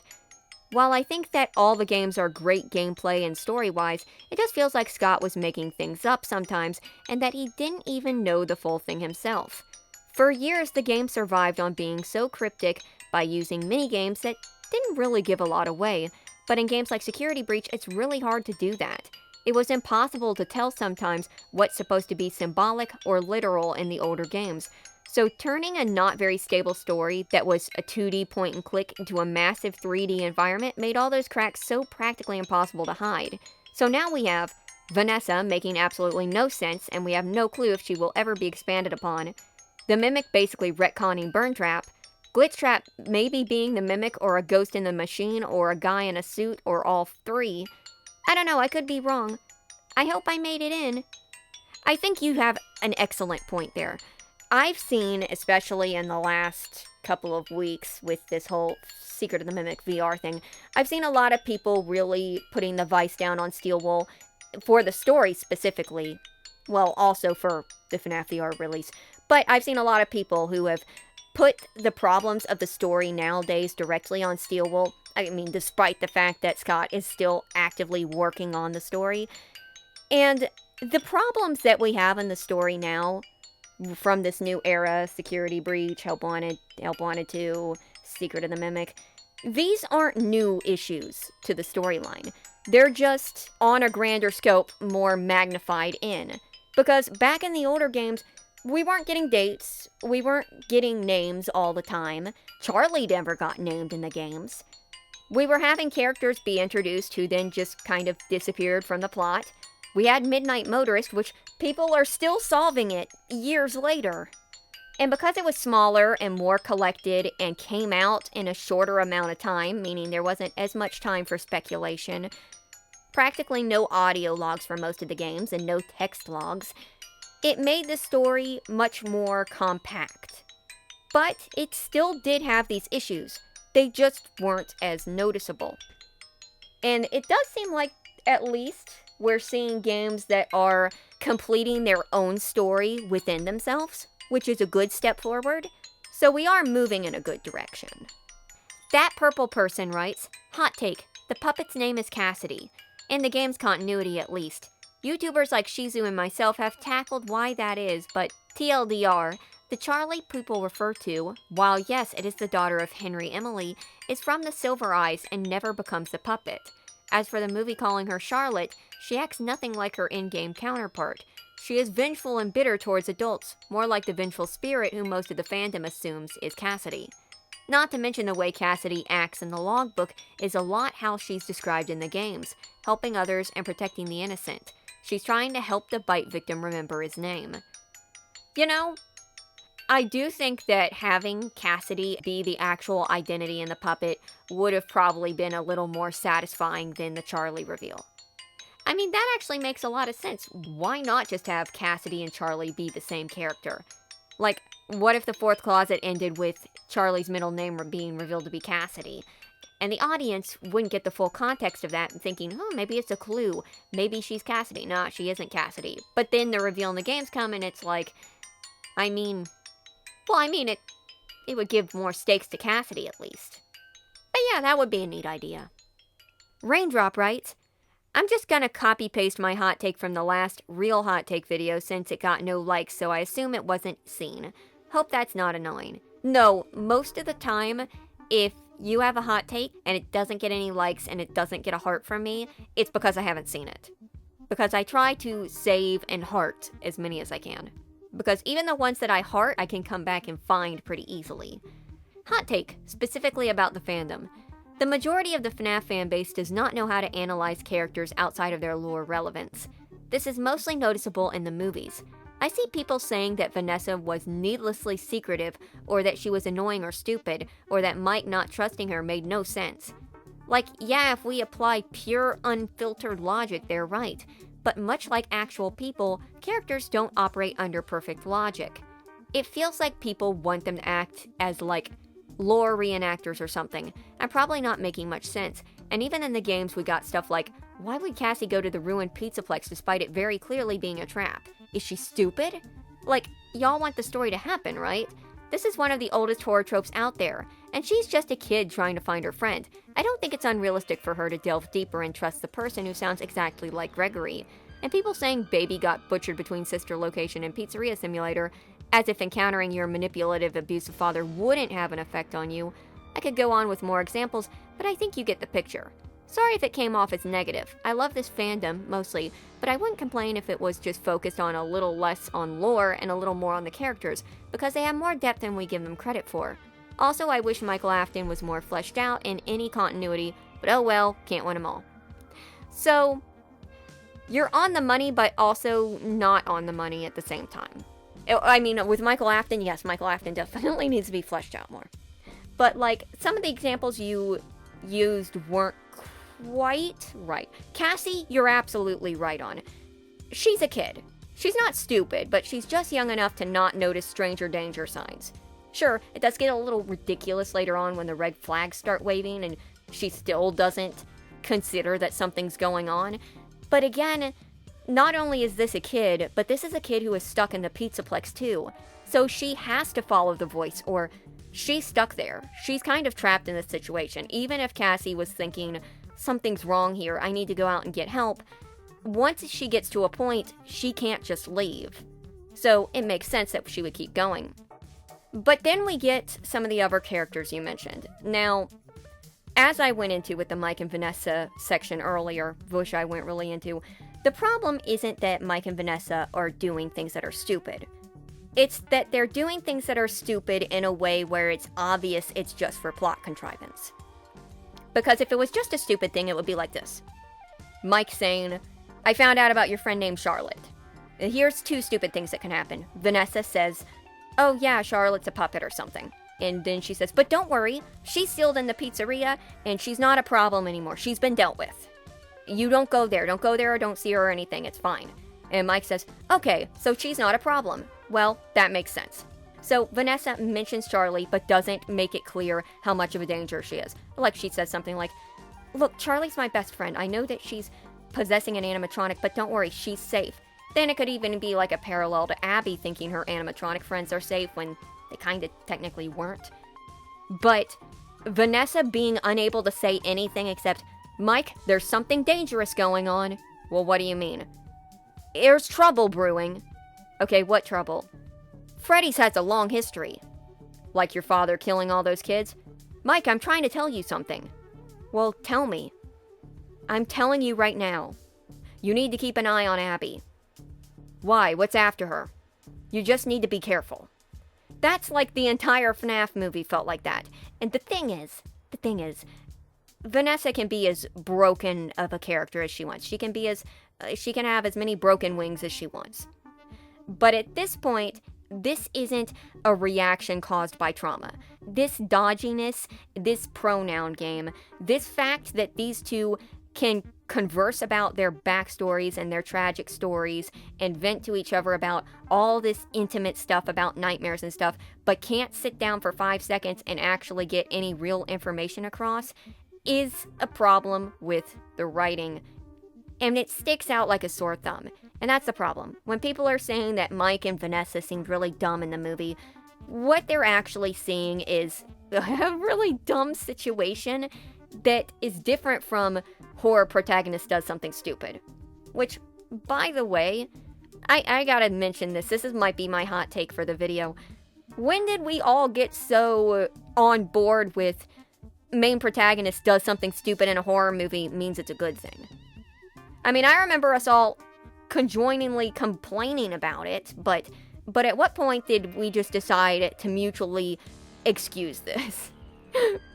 I thought this was the sort of thing that we were making fun of in, like, a scary movie.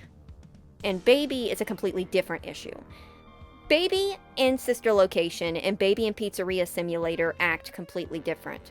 And the problem is what you said, well, when a girl meets her daddy, maybe she will change, and instead of being somewhat alluded to be against him in Sister Location, where she thinks Michael Afton is him and scoops him, she suddenly becomes subservient to him, like his little doll, his little dog. But the thing is, that happened off screen, because we never see an interaction between Baby and William Afton. It would be one thing if there was, like, some form of a dialogue between them, even if it was hidden in the source code. There would have been some sort of change. But Baby doesn't even acknowledge her daddy as being there. She talks to us. Like, she's like, you brought all these little souls to us. I will make you proud, Daddy. But she never, like, directly talks to him. And as someone brought up in a hot take that I haven't used yet, I have it saved, but did Scrap Baby even recognize Scrap Trap as being her father? I would say yes, because you know how William Afton is. Daddy, is that you? I know I look different, but I assure you it is still me. Circus Baby was a character with a lot of depth, but by Pizzeria Simulator, making her subservient to Afton and just his lackey kind of took away some of that depth. So it's not a matter of people not processing how deep she really is. It's more so a character change off screen. Moving on. Bofrab writes, "Hello, I've come out of the flip side and I've got some hopefully hot takes that have been brewing for a while in there. Warning, some of these are quite long. Either way, I hope you enjoy these hot takes. 1. Monty is my favorite glam rock. Even aside from the new content of the Choose Your Own Adventure book, which is absolutely wonderful, I love Monty. His design is awesome, and the man is just a thug. He's so funny. I do wish Monty had more focus, and I do also wish that Glamrock Bonnie's stuff with him was more of a plot point in the game than just a hidden secret. But Monty is still my favorite. Gives me lovable cartoon bully vibes, maybe something like Bulk and Skull from Power Rangers. Now I want to see Monty and Balloon Boy as a duo and just have a big brother, little brother bully prankster dynamic. God, I would love that. That would be so cute, and I think it would work really well if we had like a sequel to Ultimate Custom Night, where we have a situation like where Bonnie and Foxy are two sides of the same mechanic. Having Monty and Balloon Boy working together, where Balloon Boy is trying to make your night rougher and get basically like a door open so that Monty can barge his way in and beat you up. It's weird, but I could see these two getting along. I could also see like Balloon Boy playing pranks on Monty and ticking him off, but then if someone gets involved, an outsider of any kind, Monty's got BB's back. I don't know, that's a weird sort of thing to explain, but I like the characterization of both of these guys, and I think they would play against each other pretty well. 2. I'm not the biggest fan of Chica's overall design change over the years. Classic Chica has over time became my favorite of the original 4. Classic Chica has over time become my favorite of the original 4, 5 if you include Golden Freddy. And I don't really like how Chica, over time, delved more into the hot chicken vibe. I'm mainly talking about the toy variant and the Funtime variant. Actual model, not 2D drawing from Ultimate Custom Night. I think they look horrid. I think glam rock is the best of the Chica's newer style, mainly because it feels like it's supposed to be subversive, at least in universe.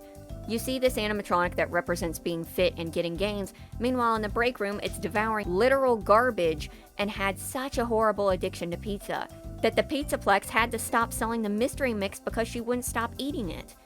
Glamrock Chica is wonderful, but overall I just wish Chica was still a plump bird, I guess.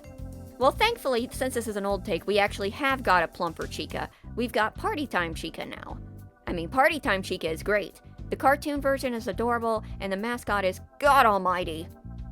But yeah, I definitely get what you mean, and I think the reason that Glamrock Chica kind of stands out of the bunch is because Glamrock Chica, while being fit and thin, is actually more of a play on the original Chica's gimmick than anything else. This one animatronic robot that cannot stop eating, except it's been elevated to its worst form. It's not just her sneaking into a kitchen and stealing food. She can't stop herself. She has to eat anything she can get her hands on. And I think that's the biggest thing here. Glamrock Chica has a whole lot of depth, while characters like Toy Chica, I'm not going to say Toy Chica and Funtime Chica don't have depth, but their depth is mostly connected to that sultrification. That's not a word, but you get what I mean. That being said, I don't mind seeing another chunky Chica sometime soon. Again, Party Time Chica. The whole puffy cheek thing is really cute. 3. I like how Vanny is brainwashed and not just a copycat.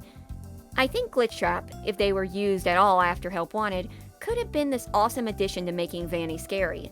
There could be scenes where Vanny was trying to chase you down, while Glitch Trap would appear on a monitor and provide assistance, adding to the illusion that Vanny is actually the big boss, while over time revealing it's not only the other way around, but also a one-sided partnership, which could lead to Gregory and Freddy wanting to help her. Vanny being a copycat would have been no better than the Mimic being Burn Trap. The only reason people would like it more is because the Mimic is an endoskeleton, while Vanny is a voluptuous bunny girl. So, I agree. But I think the reason people prefer the copycat angle is because Vanny would have had more of a presence and more of a hand on what's going on, leading her to possibly becoming a threatening villain on her own. But I think you have a great point. Because had Vanny been portrayed more like that, where you think it's a copycat and then it turns out to be a possession, that would work really well. Imagine Vanny skipping and hopping everywhere, and then at some point in like Security Breach, Glitchtrap takes over and she's just shuffling around, head tilted, body slack, like a puppet being dragged by Glitchtrap's will. That would have been so cool. It could have been great. 4. This one I put last because it feels more like a serious topic than just why wasn't my funny gator man or chicken lady used more. I really do not like how the books depict Charlie's mental state. I don't know the specifics because I haven't read them myself, but from what I heard, it just sounds like the book says, oh, you're a robot, so you're in constant distress about everything. Look at your friends, look at your brother and mom. They've moved on. You can't move on because you're a broken old machine. Whew, that does not vibe with me one bit. Saying that Charlie can't accept the past and move on with her life, meanwhile everyone else she knows can just because she isn't human, is whack. It's especially whack because Charlie portrays accurate PTSD symptoms. Flashbacks, fixations, the inability to get close with others. I find the fact that the book plays up how weird Charlie is for crazy things like worrying about Afton's body that is still sitting out despite them knowing that animatronics can get haunted to be bafflingly dumb. Things like her wanting to work on animatronics and everyone being like, oh Charlie, why can't you just move on? The weird scene with John seemingly judging Charlie's messy room. I'm sorry, these are college kids. Are you telling me that John, a guy in his, 1920, is going to look at a girl having a messy room and judge it? Either John is Mr. Perfect, or the book is trying to get across that Charlie is not okay. Charlie's at the end of the line. Charlie's breaking down. Charlie's the weird one, because Henry made her when he was having second thoughts. But it does... You know what it reminds me of? It reminds me of B7. In case you don't know, the story B7 had a little bit of a fan backlash to it because it was about a guy. He believes he's an animatronic. He doesn't get help. He starts replacing body parts. The entire world kind of just hates him. Okay, maybe that's a little exaggerated, but basically, the world isn't kind to him. And then he dies realizing that, oh, I wasn't an animatronic, I was a human the whole time. And there was backlash because, well, I'm not even going to get into it. You can see why there was backlash. And there was so much backlash that they made a sequel called B7-2, and it kind of basically fixed the story. It gave him a better ending and a better character arc. So I'm going to go out on a limb and say what happened with the Silver Eyes trilogy was a mistake. And part of the reason for that is because in the Silver Eyes itself, Charlie's feelings and her trauma are dealt with a bit differently. There's a lot more support, everyone's a little more aware, and Charlie herself, she thinks about her problems differently. Instead of it constantly being like, I'm overwhelmed, I'm swamped by this, something's wrong with me. She's thinking about it like, it's hard for me to be back here. It's hard for me to deal with this again. Suddenly I'm having to remember these things. But then we get to the twisted ones, and we get to the fixation portion, and we get to the fourth closet where Charlie's in the process of actively dying. And yeah, it does feel very strange, but I'm going to go out on a limb and say it was an unintentional strange, but that doesn't change the fact that it is indeed whack. That is all. Thank you for reading if you did. I shall return to the void now and fish with my old man. Cool. Hope you got something. Sorry that it took so long to get this taken. I lost it. Neurosweet writes, I really don't get the sex appeal for Nurse Dolly. Also, having goofy characters in a horror series is fine because they contrast nicely with all of the abominations regularly used, and you need something to lighten up the game every once in a while, to avoid desensitization. Edit, I also don't get the sex appeal for Toy Bonnie. I gotta be honest, this is the first time I heard anyone mention the sex appeal of Nurse Dolly. I mean, I can believe that it's out there. It's weird that it's flown under my radar this long. Also, I do agree, having goofy characters can help break up the tension, as long as they don't break up the tension in an important scene. It can be nice to have a little levity. And of course, it depends on how they're goofy. Like if they're over the top, bad catchphrases, stuff like that, it can take a lot out of the entire experience. But if it's something simple just to take the edge off, it does work very well. Lindgren writes, hot take, I think. The puppet sucks. Gameplay-wise, please don't strike me down, I love the puppet's design. Just the music box mechanic makes it impossible to play the game different from anyone else, without added and unneeded challenge like no mask. Just kinda rude to the player for not letting them have fluidity in how to play. This really goes for all the early FNAF games, but the music box has caused me the most personal pain. As someone who's a big fan of the puppet, I absolutely agree. This is the exact reason why I don't like Dee Dee from Ultimate Custom Night.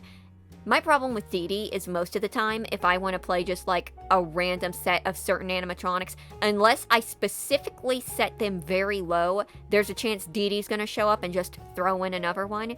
And I get it, it's part of the challenge, but also, it's a game about going up against different animatronics of your choosing. I shouldn't have to have this thing pushed onto me, especially since you have to waste a Dee Dee repel just to keep her away. And I know that's different from the puppet thing, but I think it's kinda similar. Because if you can't turn the puppet off at all and you have to constantly play with it, it's the same thing as having to deal with Dee Dee showing up and shoving some random animatronic down your throat. Mr. Gargfang writes, "Hey, not real name. Love your FNAF videos. I've had these hot takes for a while now and would like to submit them here for when you want to read them. Hot take 1. The free roam games have already gone stale, and if Stillwell continues down this path, the things that made FNAF popular will become nothing but a distant memory. However, this doesn't mean that they're bad at making games. I am not a Faz boomer. I think if Stillwell utilized the resources that made the Help Wanted games so good, they could make really good remasters that bring back old fans, which leads to my second take. But before we get to that, let me say this. I already talked earlier about how we've only had this playstyle for a couple of games, and notably, it's a very familiar playstyle, one that most gamers are already familiar with. And I agree with what I said back there. It's a little too early to try to reinvent the wheel. It doesn't mean you can't shake things up, but I don't think we should switch entirely. I was gonna ask you what you had in mind, but you actually answered that for me, thank you. So I'm kind of torn on this idea. Stillwell already remastered FNAF 1, 2, 3, and most of Sister Location. And while they could make even better remasters, I think remastering the same games again will sort of be spinning our wheels, especially since FNAF is a series that banks so much on its story. That would cause that story to come to a halt, kneecapping what keeps it so popular. I'm not against more remasters entirely, but I don't think we should stop the mainline games to pursue them.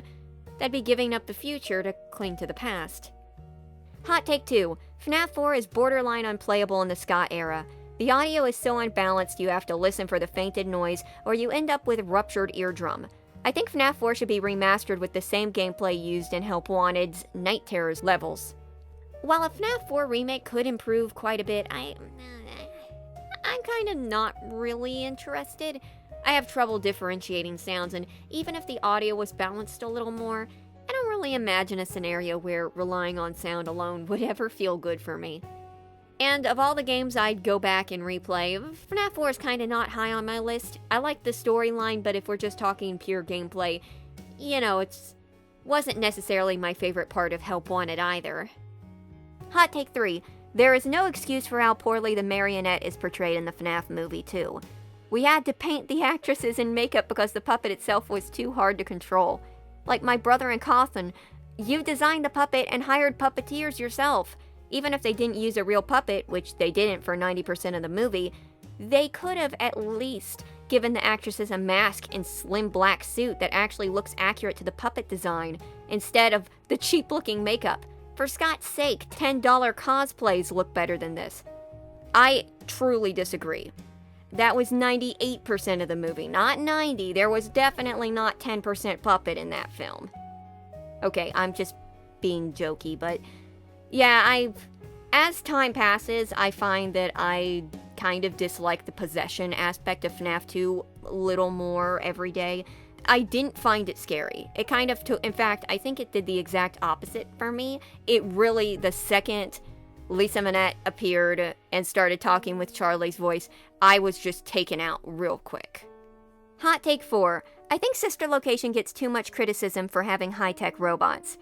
We have seen science fiction elements in the animatronics as far back as FNAF 2, with the toys having facial recognition to detect William. This criticism is especially weak nowadays when we are supposed to believe Edwin made animatronics like Big Top and Nurse Dolly before everything else, which is so high-tech that it feels like it's in a whole other universe from Fnaf. If you read all these, I really appreciate it. I have a lot more yapping, so I'm just gonna reply to myself with the overtakes. And I've got those saved. So honestly, maybe I wasn't paying much attention at the time, but when Sister Location came out, I didn't see anyone complaining about it having robots that were too high-tech. That's something that I started noticing cropping up later when Fnaf started to push even harder into the sci-fi elements. And I think that's kind of where the criticism comes from. As we can see, Fnaf is going into a very sci-fi direction now, and it's easy to follow the breadcrumbs back to Sister Location.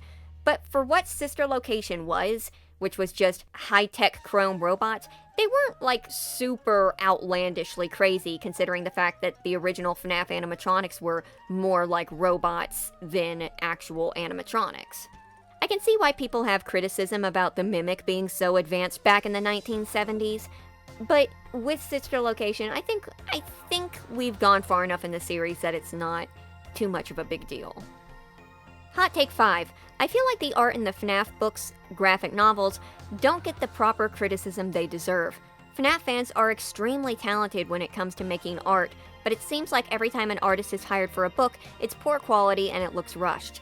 It more than likely is rushed, but there are so many aspiring artists out there who also like Fnaf, they would love to be hired and can make significantly better art than anything we have seen in these novels. I especially hate how all the men in the Silver Eyes trilogy look exactly the same, aside from William, who was given ridiculously large pupils and British teeth. Bro looks like an NFT. The bro looks like Waluigi. But that aside, the thing is, you are right.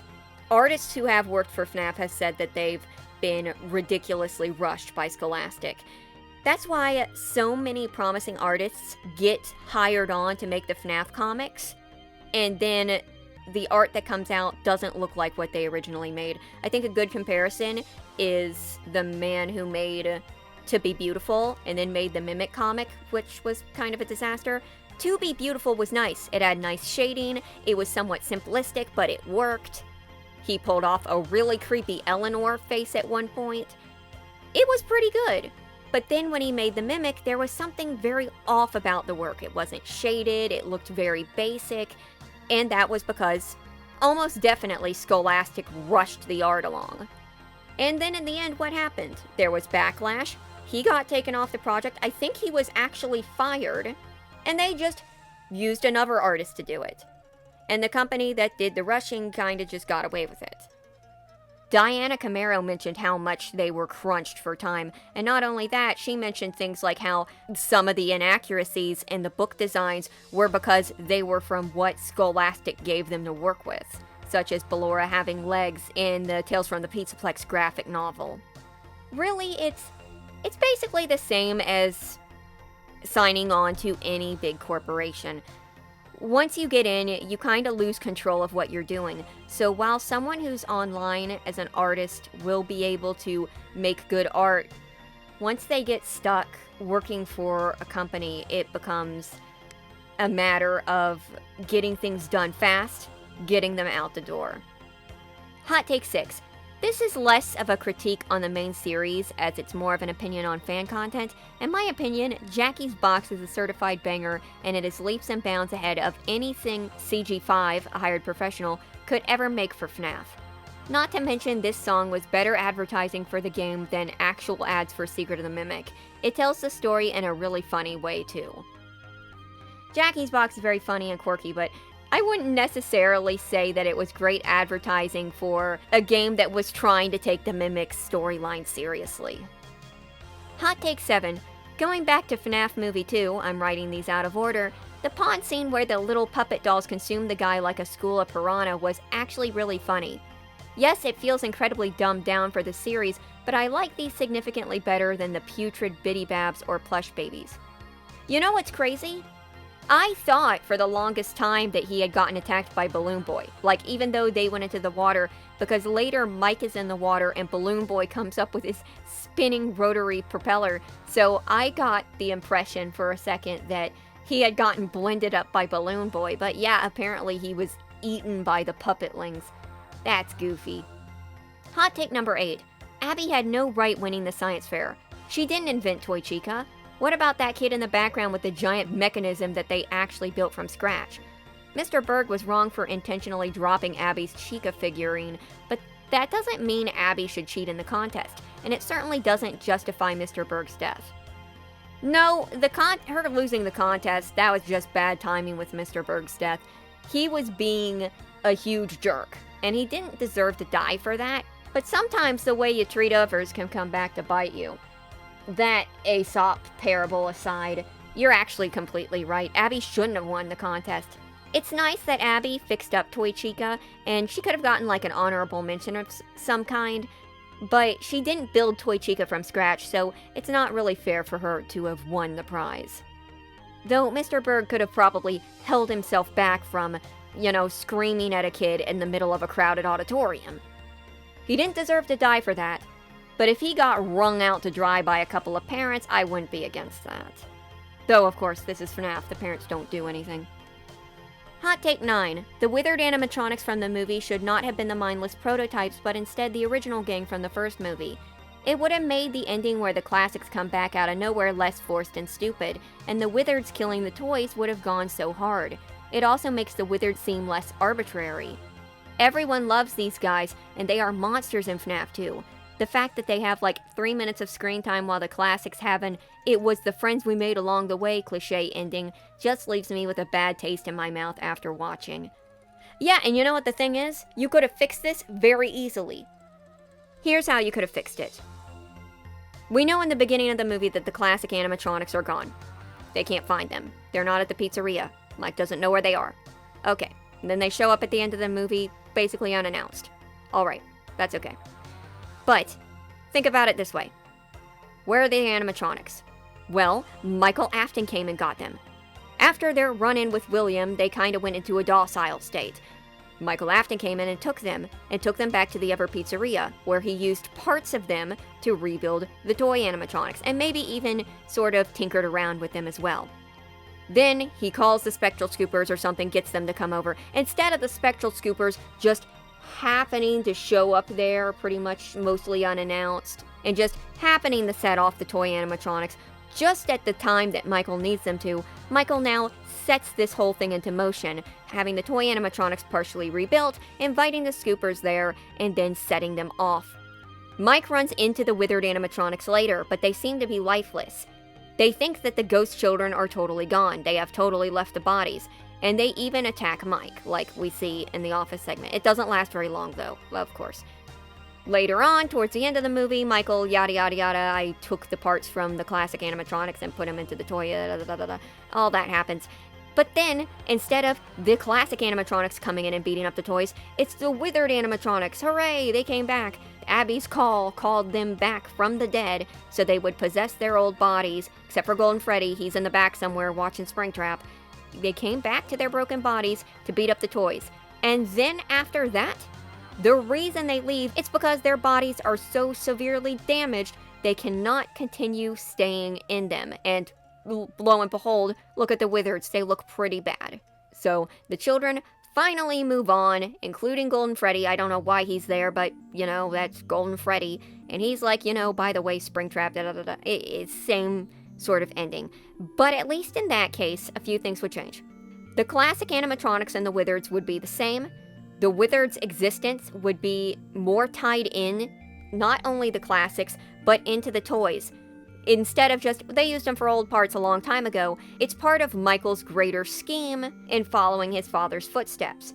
Not only that, but that means that what happened in the second movie was directly caused by the events of the first movie. And I don't mean just Aunt Jane lived, so she ended up starting, this Faz cult by complaining about getting attacked by Freddy Fazbear. I'm talking about by stopping William Afton, they left the animatronics open, Michael Afton came in, he got them, he used them to set up the toy animatronics, which hadn't been doing anything for all this time, but of course they hadn't. Not just because Charlie had been in her box, but because they needed spare parts. You get it. You feel where it leads into itself. And then, at the end, instead of the kids being like, we can't help you out again, it's like, we can't help you out again. Look at our bodies, they've been totally destroyed.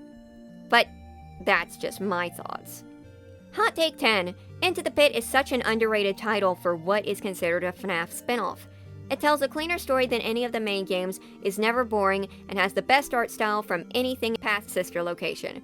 More games like this, please, and less games like Security Breach or Secret of the Mimic. So half and half here. Well, actually, no, Into the Pit is not an underrated title. Everyone's been praising it since it's come out. It is a good game. There's nothing wrong with that. And we're gonna have another version of that coming out very soon. But I don't necessarily want to go just to only pixel games. It's nice to have two different styles of games running at the same time. It doesn't have to be all or nothing. We can have our cake and eat it. Hot Take 11. I hate how in almost everything canon to FNAF, the animatronics are less seen for their personalities and instead just a hive mind of hostile creatures. The animatronics in the Silver Eyes have no characterization. Characters in Tales from the Pizzaplex like Galore have no personality, and in the games, the only few that do have personality are Ultimate Custom Night, a little bit of Sister Location, and Security Breach. I understand if everyone behaved like the Glamrocks there would be no horror, but there are plenty of mascots in the past who remain intimidating with booming personalities.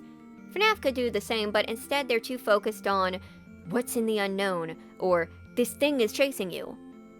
Thank you so much for reading all of my yapping. I love the series and don't see these takes getting discussed that much. I was hoping you would shed some light on them. Sure thing, no problem. And yeah, I think it's nice that we're going in the direction with the animatronics getting more personality. I think it grants more emotional stakes to the story. Not everything needs to be a mindless beast, because once you've seen one mindless beast, if every animatronic is a mindless zombie attacking you, they will start slowly blending into the crowd. And considering that FNAF's popularity was rooted in these animatronics, not necessarily the human characters, it makes sense to capitalize on that. And before you argue with me, think about the recent Molten Dolly encounter in Secret of the Mimic. While you're sneaking alongside her, she, the Mimic, starts to hum out a broken tune. It's eerie. Now imagine if she was just dead silent walking around. And now imagine if every animatronic was dead silent, constantly. Circus Baby, Funtime Freddy, all of the Glamrocks.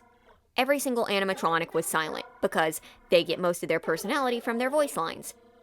All the time, quiet. I think it speaks for itself. Or, well, it doesn't in this case. Thank you again, and glad to have ya.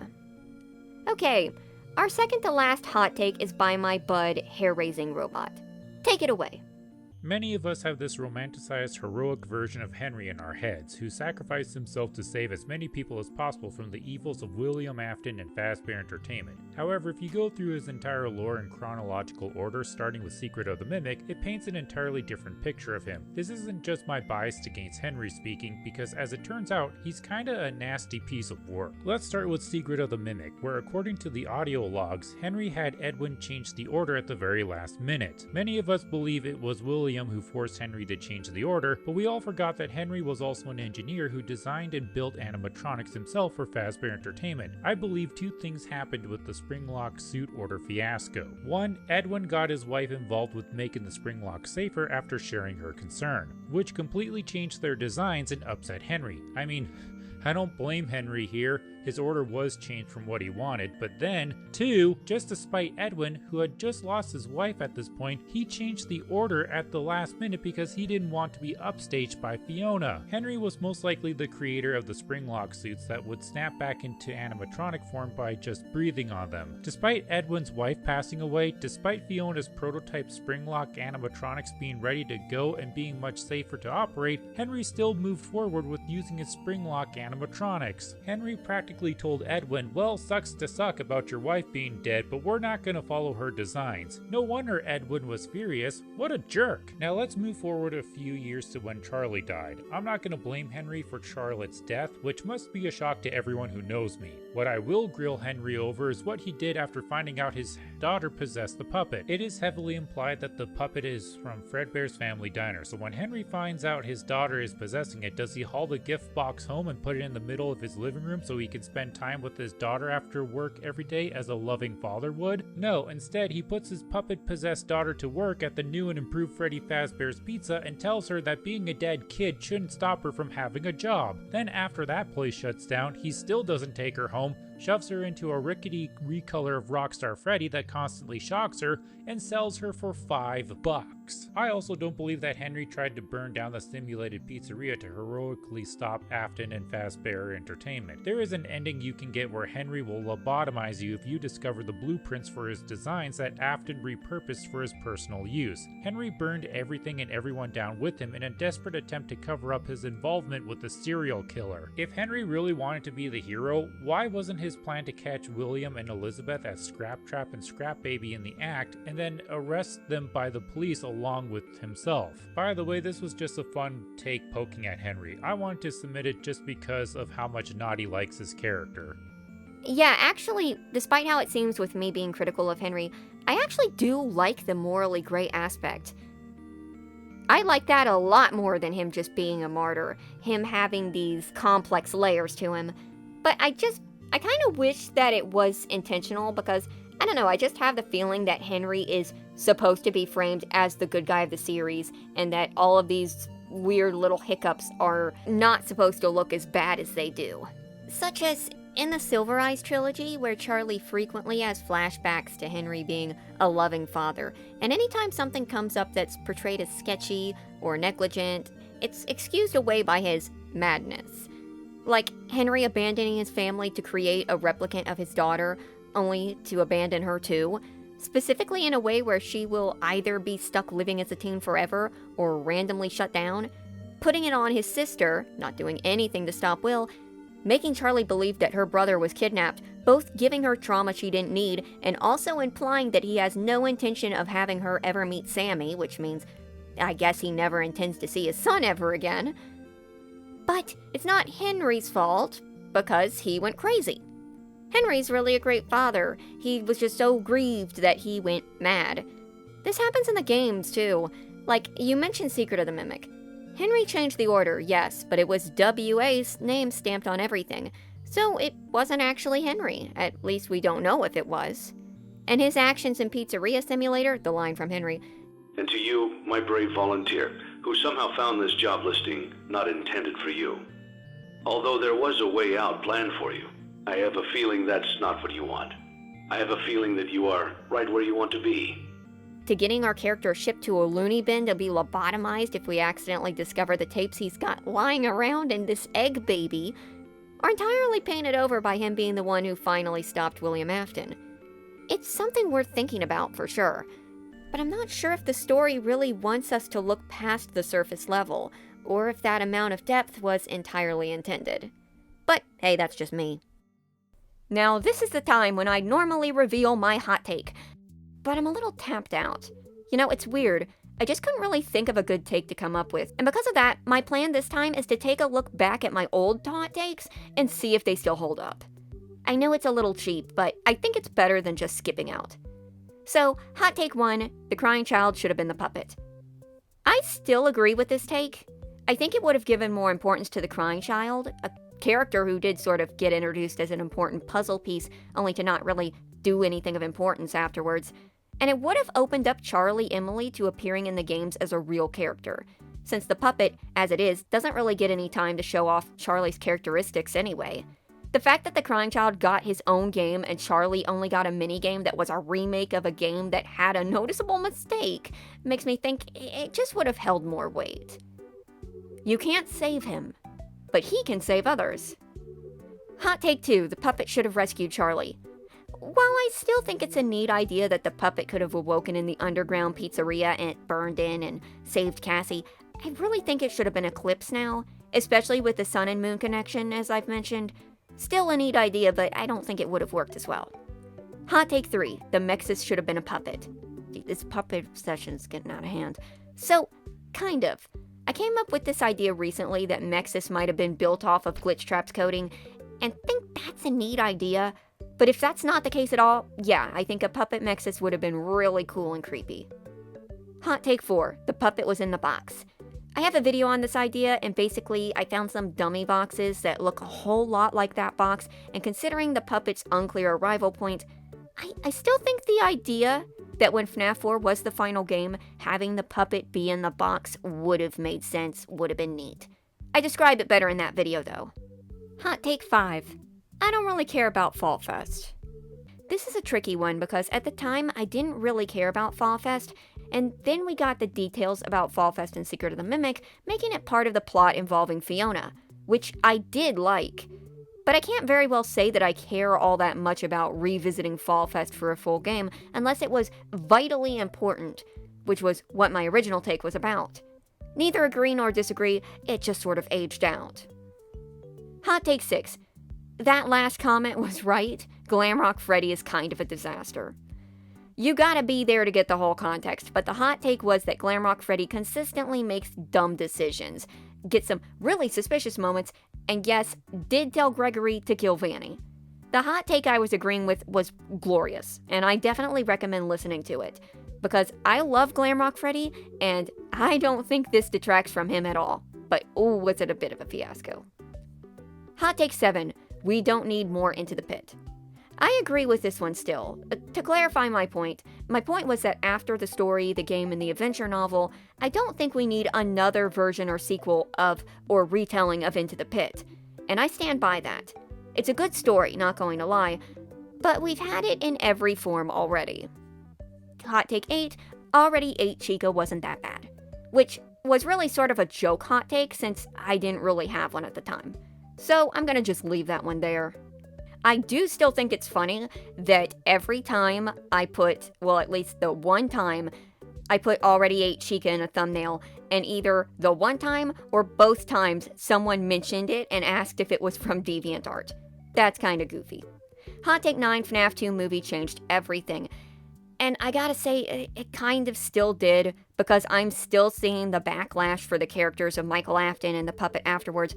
So what I said at the time was that what the movies did with the characters was going to affect the games.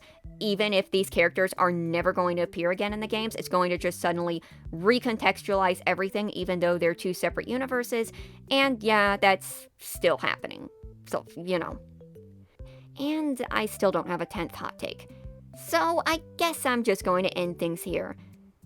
Hope you had a good time with this one, and thank you for watching.